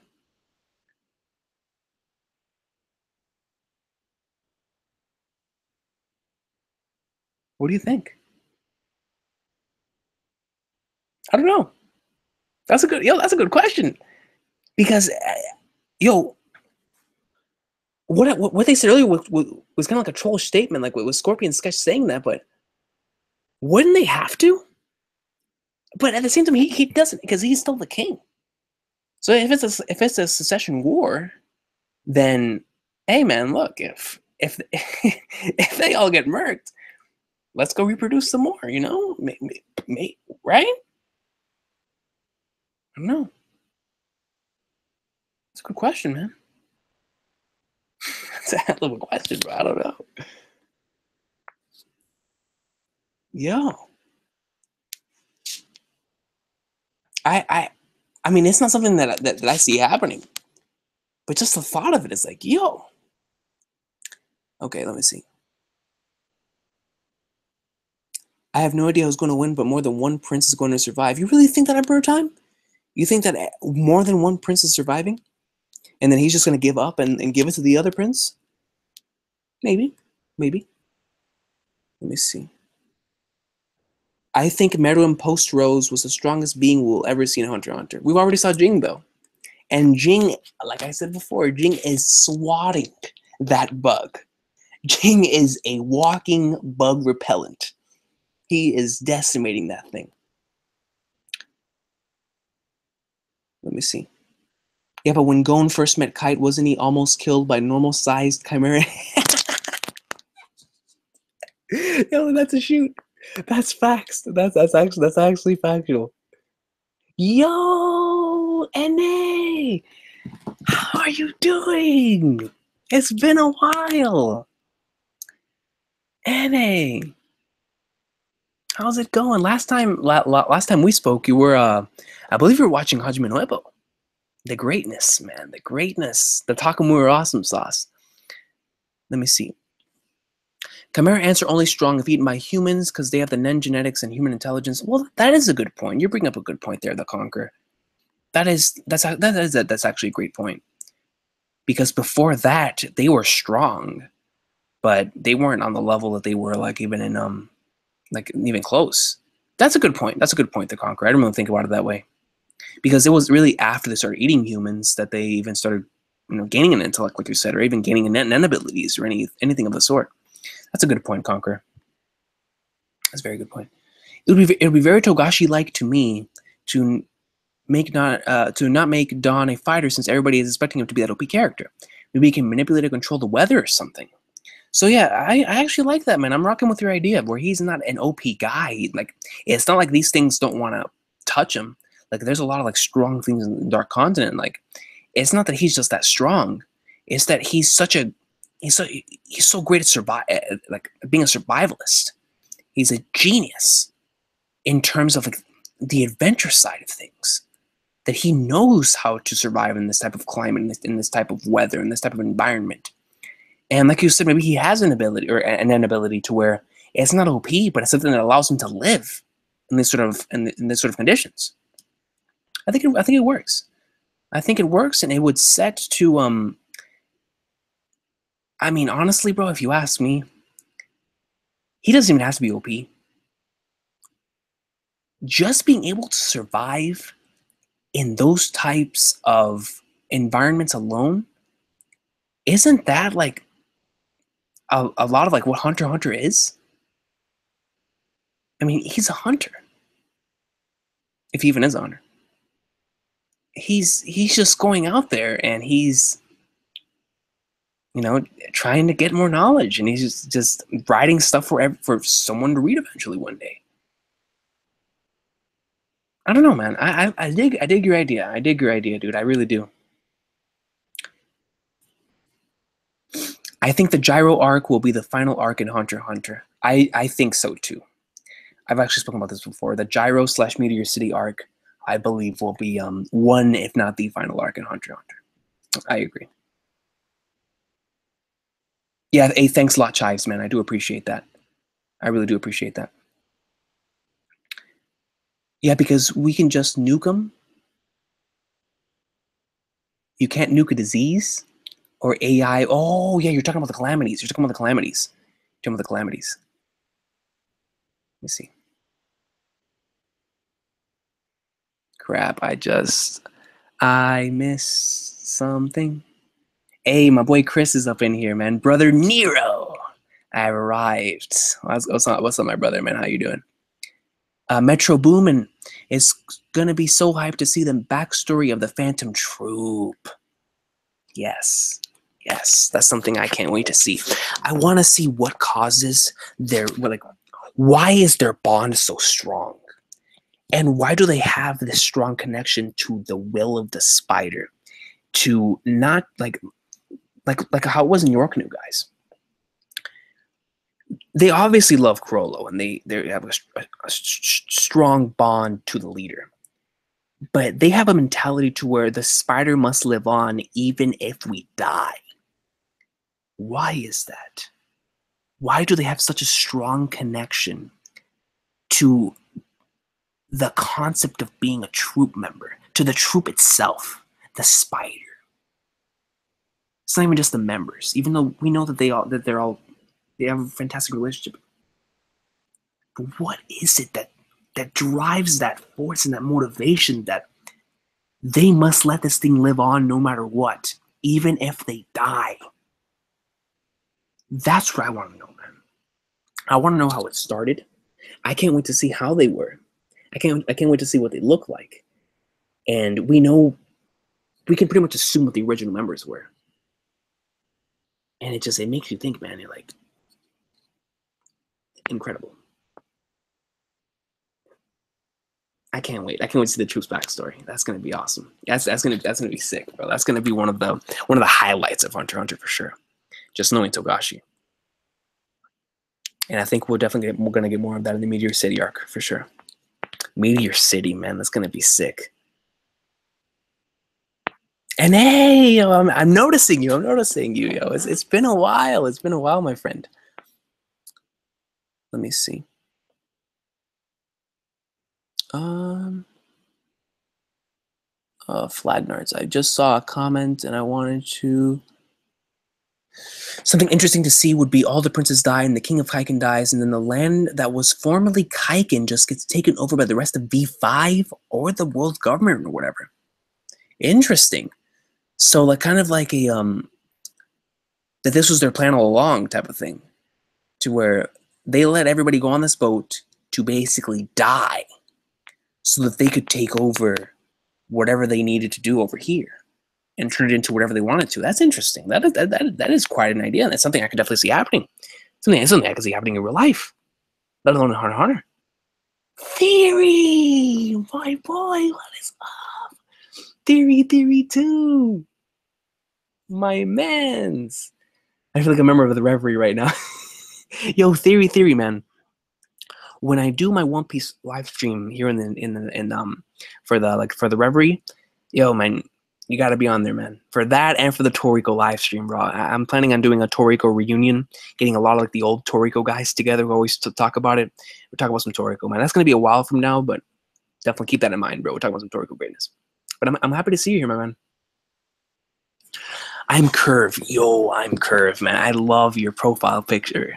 The Gintoki greatness, man. From one of my favorite, probably, yeah, no, I'm not going to say one of my favorite episode in all of anime.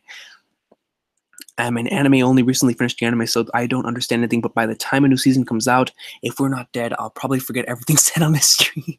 That's facts. That's facts, man.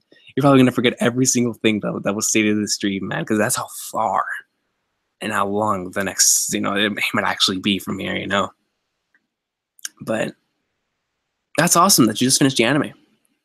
Camilla's gonna cash in her Money in the Bank contract. That's a good one, bro. That's a good one. Did we have a reveal the names of Jing's other friends who created Greed Island? I know we already know the Greed, but what about the island? Yeah, there's a couple we don't know. Actually, that's a good question. Let me actually search that up. I know there's a couple. But I forgot which ones exactly were the ones that we don't know of yet. I hope I can find it. Because we're in the middle of Greed Island right now in the anime, and I'm waiting for them to reach that point so I can talk about it again.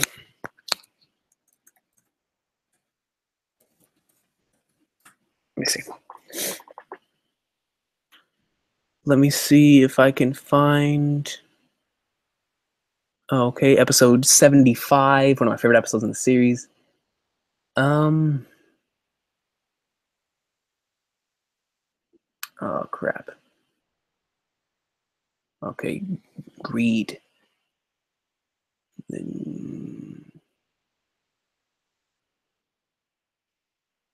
Crap, man.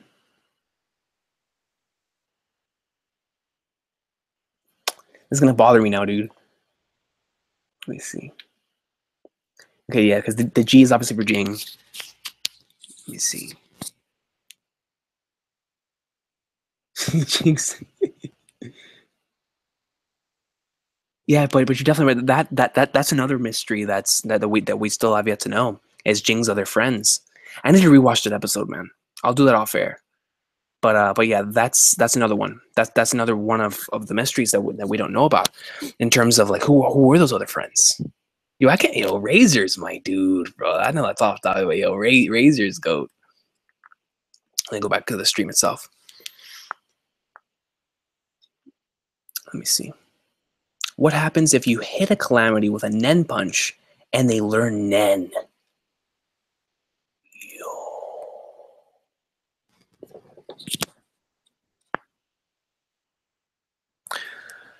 That, like you said, I'd be like the Chimera Antark all over again, except on a bigger scale because these things are crazy. The Calamities are something you don't want to mess with, bro. That's the Calamities, man. These things are dangerous. So let me close this up.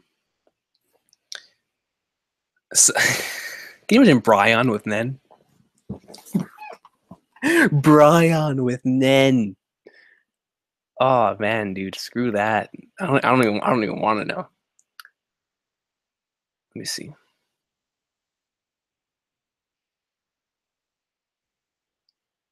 Oh crap. I lost my way in my mind. Yo, King Massive Love from Sao Paulo. Hey man, Victor, thanks a lot, man. That's awesome sauce, dude. Let me see. Lose your way. What's the current discussion? One of the things I find interesting is that Kurapika, if he was really sneaky, could in fact steal Kroll's ability now and be unstoppable. That's true. That's true. I don't see it happening, but it's true. It's definitely true. No, but the overall discussion is just anything.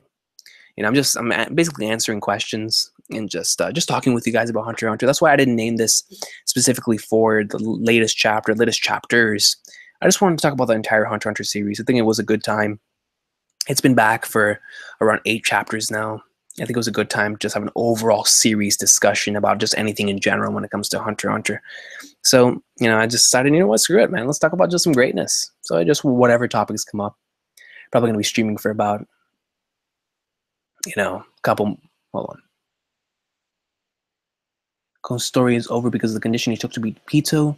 He could still have Nen, but unable to use it due to some part of the vow. Honestly, just because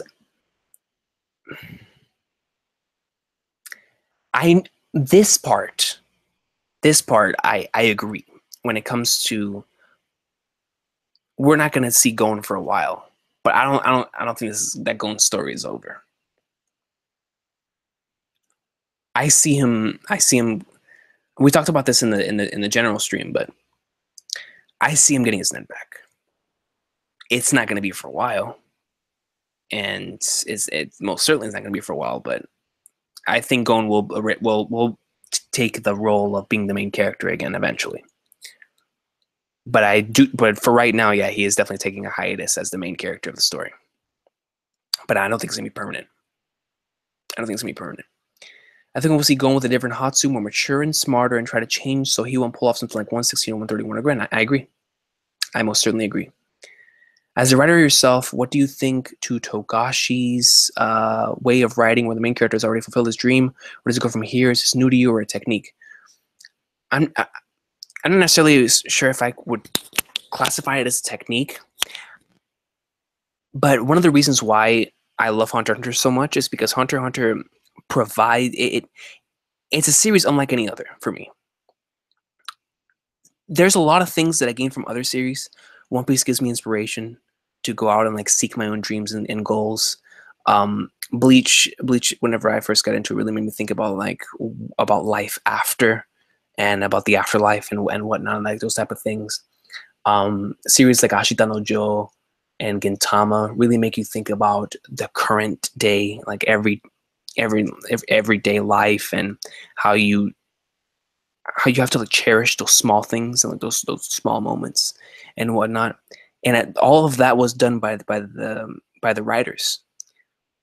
Steel Ball Run and just in general is really inspirational in terms of like in the way that Araki chose to write that part. But with Hunter x Hunter, it's different because Hunter x Hunter is it's not an inspirational story, and it doesn't tell you really to chase your dreams.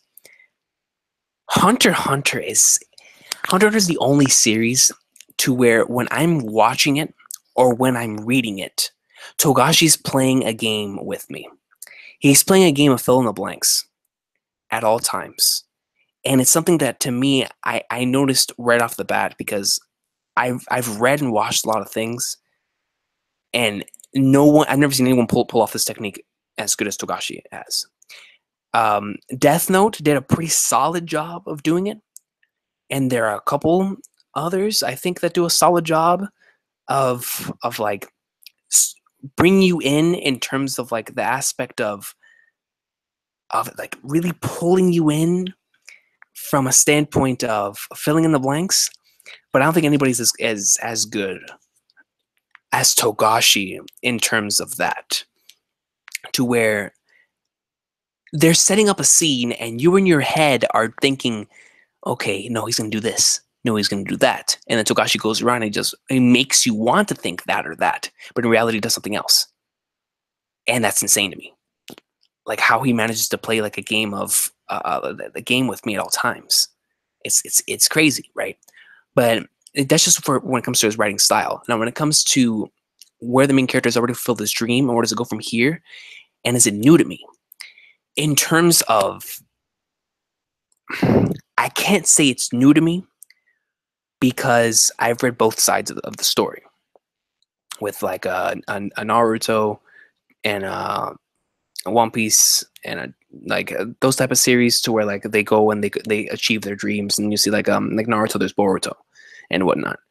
When it comes to a series like Gintama, to where they've already done everything, or a Kenshin, they've already done everything, and now they're just living through everyday life, trying to, live life after they've achieved their dreams.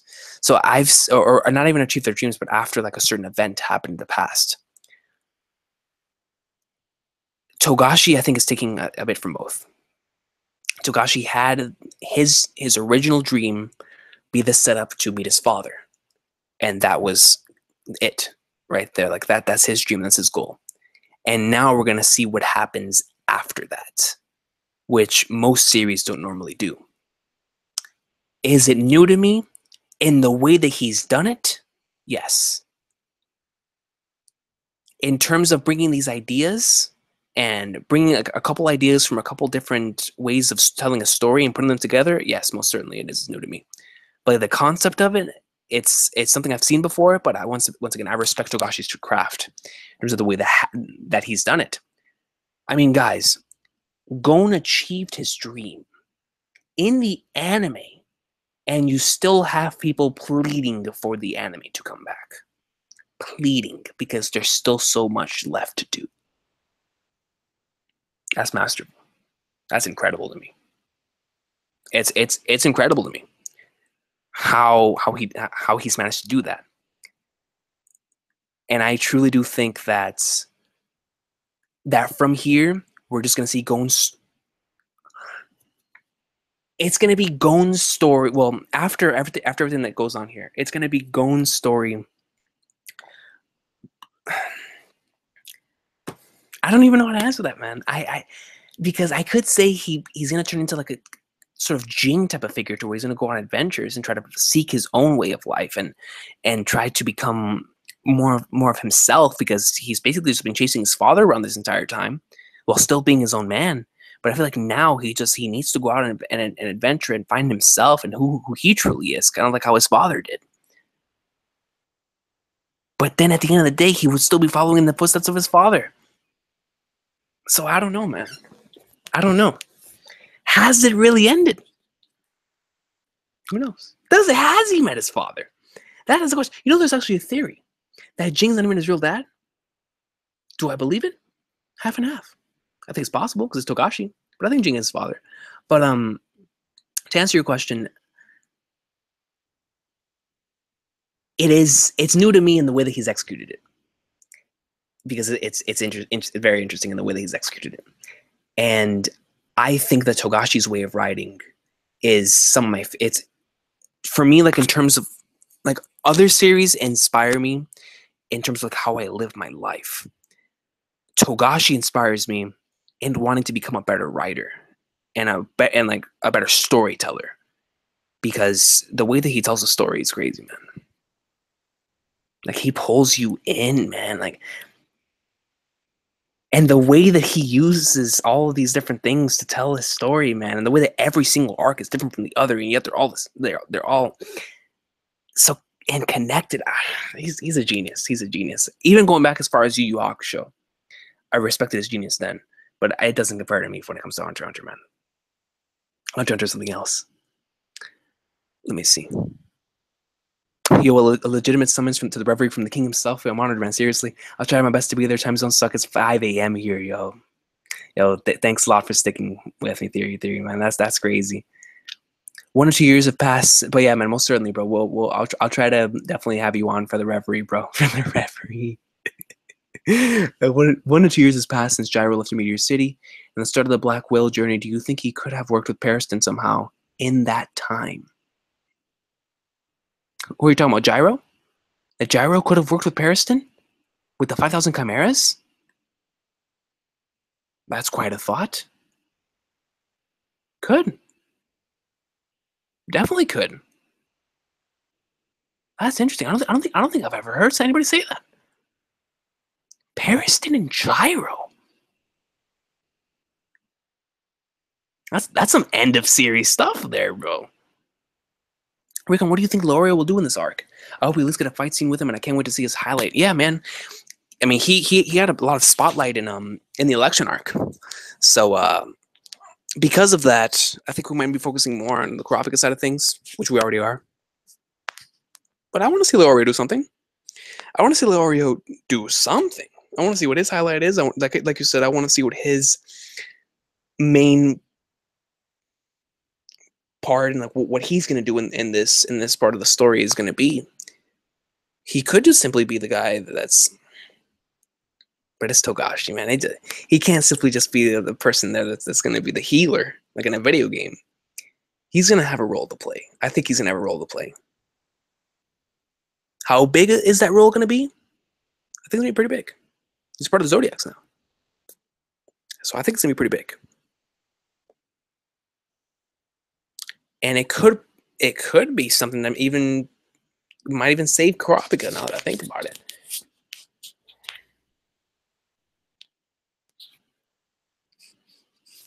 How are all the Zodiacs going to get involved, man? Because when all the Zodiacs, whenever we start seeing everything beyond, I think that's whenever Lorio's. I think Lorio's going to be more important to the Beyond / Jing and Periston story than with the Succession War story. I think that's a safe assumption. DJ states, do you think that Hanzo and Biscuit will die on the boat? I can see Hanzo, but not Biscuit. I don't think Biscuit's going to die. But I can see Hanzo. Thanks, bro. I kind of came to this idea when Netero said that when he went to Dark Continent, he wanted to fight a strong opponent, but the only thing he found there was harsh nature. That's true. That's true. He did say that. He did say that. He did say that. Which would lead to believe that it's... I mean, the best thing I can compare it to is the Grand Line. You know, how the Grand Line, the climate, and how insane the seas are is what sometimes destroys those pirates' dreams. Because they don't have a navigator like Nami to lead them through these things. So, in terms of Hunter x Hunter, if you go to Dark Continent and you're only strong at fighting, but you can't take this insanely harsh natures. I mean, who knows that whenever you enter Dark Continent, I mean, just look at it like this, bro. For me, if it's cold in the morning, really, really cold, and all of a sudden it gets hot, I get really sick. I get pretty sick, man. That junk always kills me. That's something very, very simple too. Very, very simple. If it goes from either hot to cold or cold to hot in an instant, I get very sick. Now imagine that times 10 in Dark Continent. In terms of climate changes happening like that. Harsh climate changes. And that's just talking about the climate. The nature, the animals that live there, the beasts, the creatures, the natural disasters. You have to be a survival specialist. I'm rocking with this idea of yours, bro. With Don just being a survival specialist, man. I really am. Oh wait, wasn't it the instruments that deformed melody? It was a note from an evil song. Yeah, the song the lullaby, what was it, man? I forgot the name of it.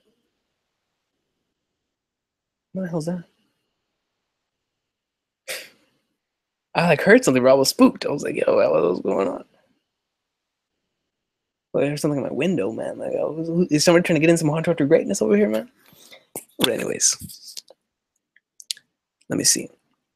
But yeah, it was the note. It was the note, if I'm not mistaken. Flipping Flagnards, man. There it is, yo. Because I saw it right there at the bottom. Scorpion sketch got me. The Sonat of Darkness.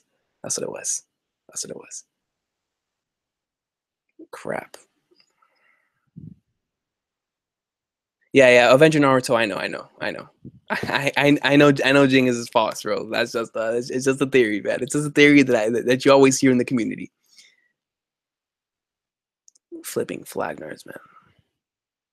Yo, Fanology, what's popping? And I work at the moment. I'm just listening to this on mobile. I'm hyped because of this. Got to read the chapters. Yeah, definitely go read the Hunter x Hunter chapters whenever you get back home. They've been a lot of fun. Been a lot of fun. Oh, here's the interview.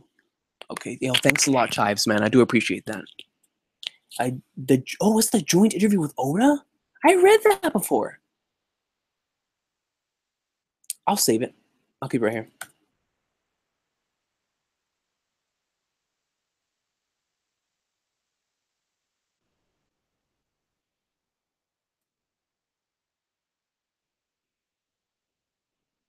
Okay. Yeah, man, for sure. Gonna bookmark it and keep this right here so that I can get back to this later. Thanks a lot for the link, man. Bookmarks right there. Okay, cool. Let me see. I wonder how advanced Nen is in the Dark Continent. Great question. In terms of like how advanced it is, do you think that it surpasses the limitations of what we know about Nen? In terms of like, let's just say that, how you can't completely master all sides of everything unless you're a specialist. But but you can only go up to 100% in like one category, and then go around like 80 in the next one, 60 in the next one. And then on the other side is 40 and 20, unless you're a specialist.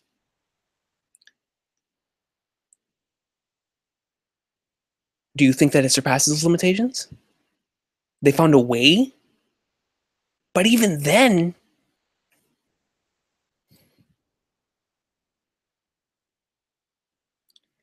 I want to say that it's going to be a different kind of Nen.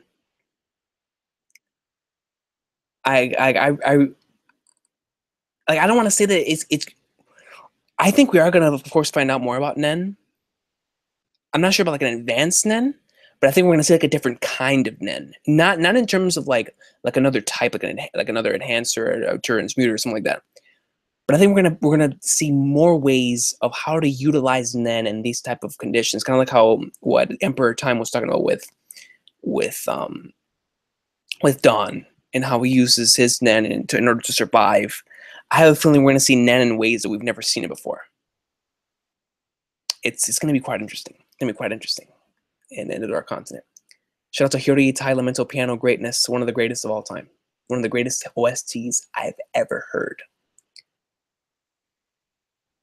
King, who do you feel would be Hisoka's biggest challenge in terms of 1v1 fight with the troop members? Well, more than likely Phaeton. More than likely Phaeton.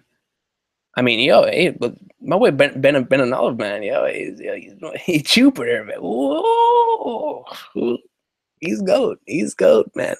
And let Finks charge it up too, man. Who knows? The troop have some beasts. Gon is destined to meet Gyro. Facts. Yeah, most certainly. Like, I'm looking forward to that final arc, man.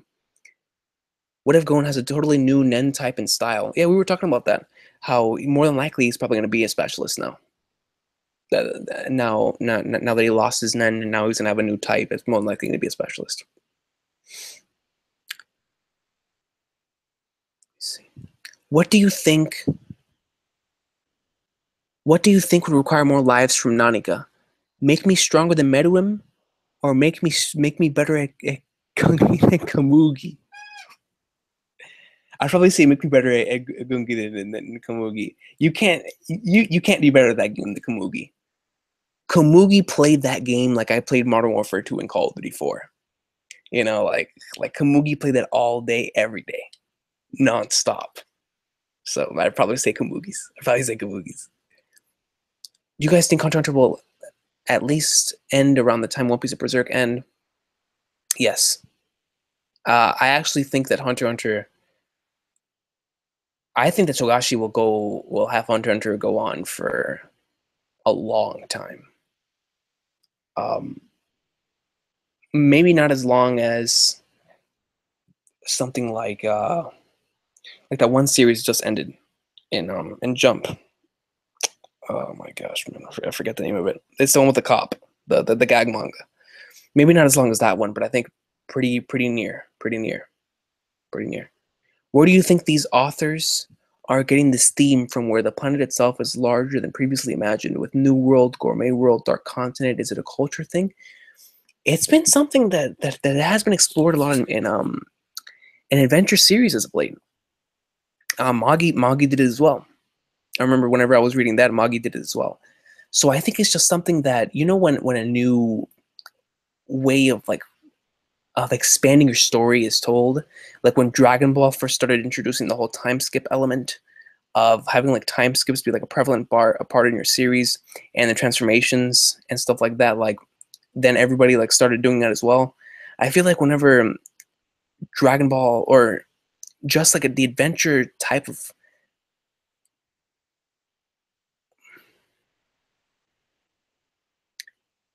when One Piece originally brought in the idea of the Grand Line,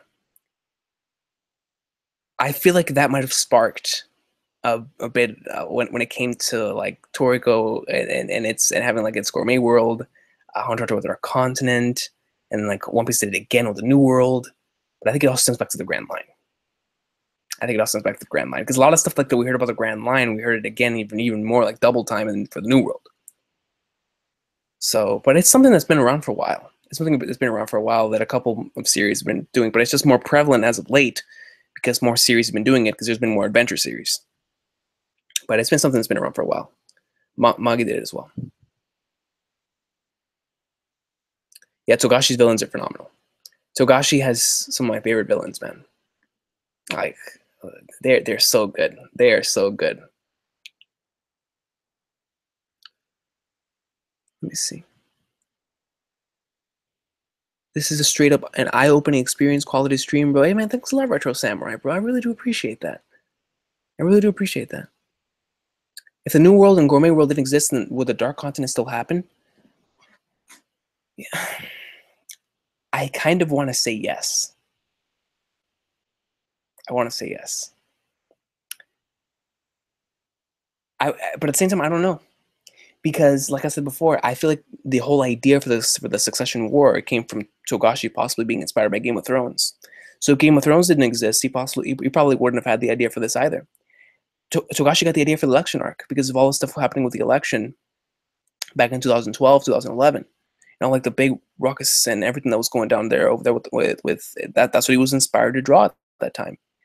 So I feel like when it comes to the Succession War, that was inspired by GOT, and then the Dark Continent, obviously that's something he's been wanting to do, and to like explore an even bigger part of the Hunter x Hunter verse. But that's a good question, man. I still say yes, just because knowing what kind of guy Togashi is.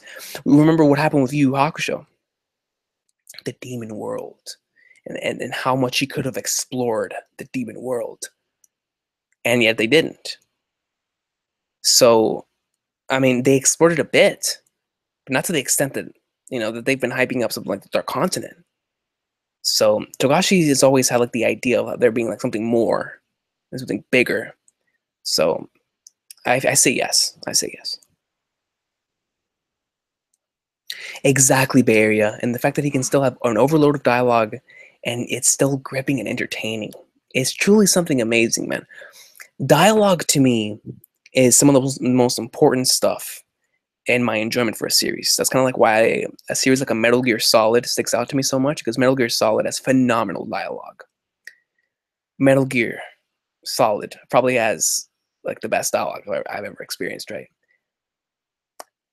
The way that Togashi does his dialogue, and because yes, he does it in info dumps, but sometimes it's the characters that do it. Like, for example, when they first explained the rules for Greed Island, it wasn't just told to them through some random stranger. It wasn't even going and kill it said it. It was Shellnark explaining it to the rest of the troop. Like, going and kill it never even heard it. But Togashi decided to let us know as the readers through people that we know we will listen to. Like when main villains or when main antagonists speak, we listen. Or when a character we're really interested in speaks, we listen. When someone like a Byakuran, an Aizen, a Crollo, a Meruem, they speak, you listen, right? So he chose to say all this entire info dump through Shellmark. And to me, that's so cool. That's so cool, man. The way that he does it. Exactly, let me know. Because of the way that he did the Demon World in Yu Yu Hakusho. Exactly. I'm not sure where it comes from, but there is a strategy of fascination with exploring previously unexplored territory. Most certainly. I think that the best of the best case of this, like I said before, was with the Grand Line. When One Piece first introduced the concept of the Grand Line and then reintroduced it with a new world, successfully, might I add, then it's obviously something that even for me, I've taken a lot of inspiration when it came to the Grand Line as well, because I had never seen anything like that before. Usually, a lot of series like to hype up other characters and other plot points and story points. For the first time, whenever I first watched One Piece, I saw somebody hyping up the environment and how that environment is so dangerous. If you walk to that part of the world, like it's insane. That's a real man's world. Shout out to JoJo. And other series have done like their own different twists from it. Well, of course, because I experienced One Piece first before all of these other series. But so I always looked at it like that whole unexplored territory, that sense of adventure, that sense of wanting to see what no one else has seen, and wanting to explore, because we're always intrigued, we're always curious of the unknown. That's the whole sense of adventure. What did what did every episode of the Hunter exams always start off with? Unexplored territory, treasure that has yet to be seen. Like hunters are naturally gravitated towards it. That's the magic that hunters all gravitate towards. That's why they want to become hunters. Is to go on those adventures and get all this stuff that would naturally be impossible. But it's the unknown. The unknown is the magic that draws us to it. So, we've always been fascinated by them, by exploring unexplored territory. Got the ultimate team up: Gyro, Crollo, and Silva. By the heavens, man! Whoa! Let me see. I'm just wondering what year Hunter x Hunter will end. The thought saddens me deeply. I don't think it happened for a while, man. Don't worry about it. I don't think it's gonna happen for a while. Hunter x Hunter is gonna be here for a while. He still has a lot of stuff he needs to cover. So I think it'll be quite some time, man. I think we'll be good. Maybe L'Oreal will save the people on the ship and the DC. Oh, that's possible. That's possible. Maybe that is why his goal is to be a successful doctor. But I think that his main role is going to be in the Jing Paris and Beyond story whenever it comes to the Zodiacs. I feel like L'Oreal, it's already established like that the other Zodiacs saw what happened between him and Jing. So I feel like L'Oreal's going to have something important whenever it comes to whatever happens with the rest of the Zodiacs, whenever it gets their storyline with Beyond and whatnot. I have a feeling that Kurapika is going to get the plant or zombie disease so he can use Emperor's time more. I actually heard somebody say that the other day. I forgot who it was. That that because he's losing so much life here with the Emperor time, he's gonna have to go get the zombie disease. Which to me isn't that sick?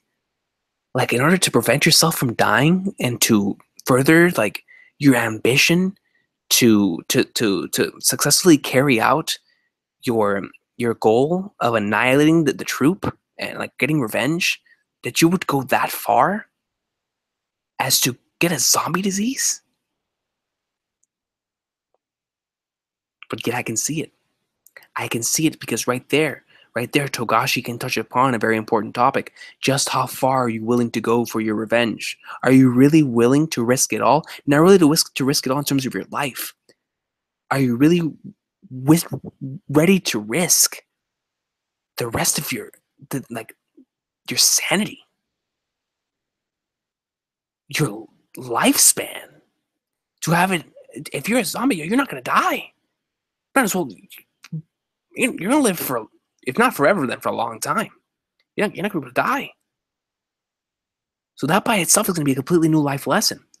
Kurapika, because if he'll live long enough to kill the troop members and then have an extremely long life, to basically think of how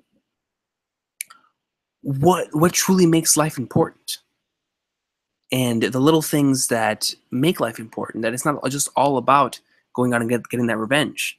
That's a beautiful topic slash theme that's explored in an amazing way in Kingdom, the concept of revenge, and how it really gets you psychologically. But whenever you find out what's truly important to you, how it changes you. But for some people, it just they don't get that change until it's too late.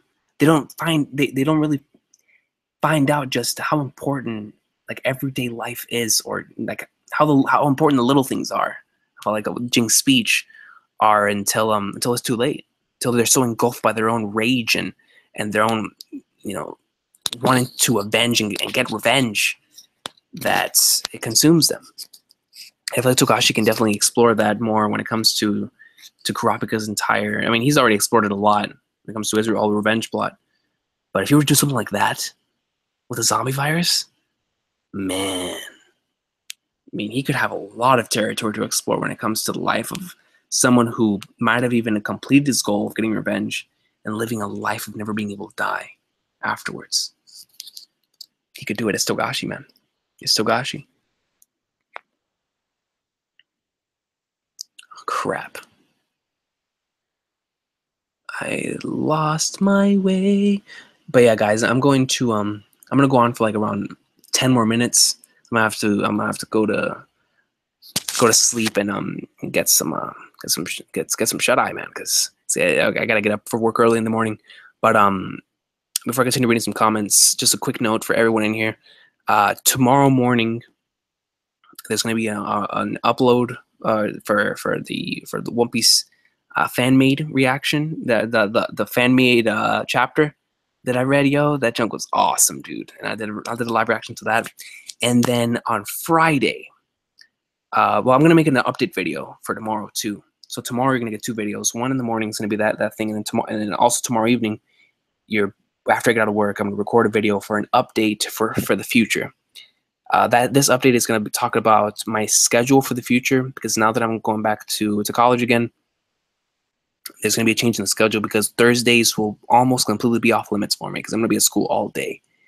There might be a little break where I might be able to come home and either read, do like a reaction to One Piece maybe, and get that out. If Hunter x Hunter comes out early enough, be able to do that too, and maybe get that out. But I might have to get my videos out on Fridays now. Everything might have to be like delayed a day. So, but we'll talk about that tomorrow in the video. When it comes to Friday, though, Call of Duty World War II beta drops. Just in case if you guys don't already know, I'm a big Call of Duty guy. It's always been something really near and dear to me. And I think I'm going to do a stream on Friday for the beta. We'll be streaming for a while. We'll be talking about anything. It'll be like just a general type of stream. I don't know if I should do it on here on Twitch. I'm going to do one of the two. More than likely be Twitch. But expect a Call of Duty World War II beta stream on Friday. First impressions, just playing the game, having a blast. Yeah, I'm gonna be playing it on PS4, so if you guys have PS4 as well, we could party up or whatever. It's gonna be awesome, man. It's gonna be fun. Whenever the beta comes off for Xbox, I'll be more than likely playing. I'm gonna get the game for Xbox, but the beta's coming out first on PS4, so I'm gonna be playing it on PS4. But Call of Duty World War II beta live stream. But it's not just going to be talking about Call of Duty. Like, we could talk about whatever. We can talk about the Hunter x Hunter, One Piece, whatever comes up to mind, man. Anything. But yeah, I just wanted to talk about that before the stream ends, because there's going to be a couple updates in terms of the schedule. It's going to be crazy, man. This is going to be a very, very important semester for me, so I want to focus on my classes. But yeah, let's go. I'm going to wrap it up here in about a couple more minutes. Let's just read through a couple more comments here. Let's see. Will Togashi kill a toddler or baby? One of the princes? No question. Togashi's a sicko. How's your leg, by the way? Yo, yeah, it actually feels much better, man. Thanks a lot for asking. I can walk.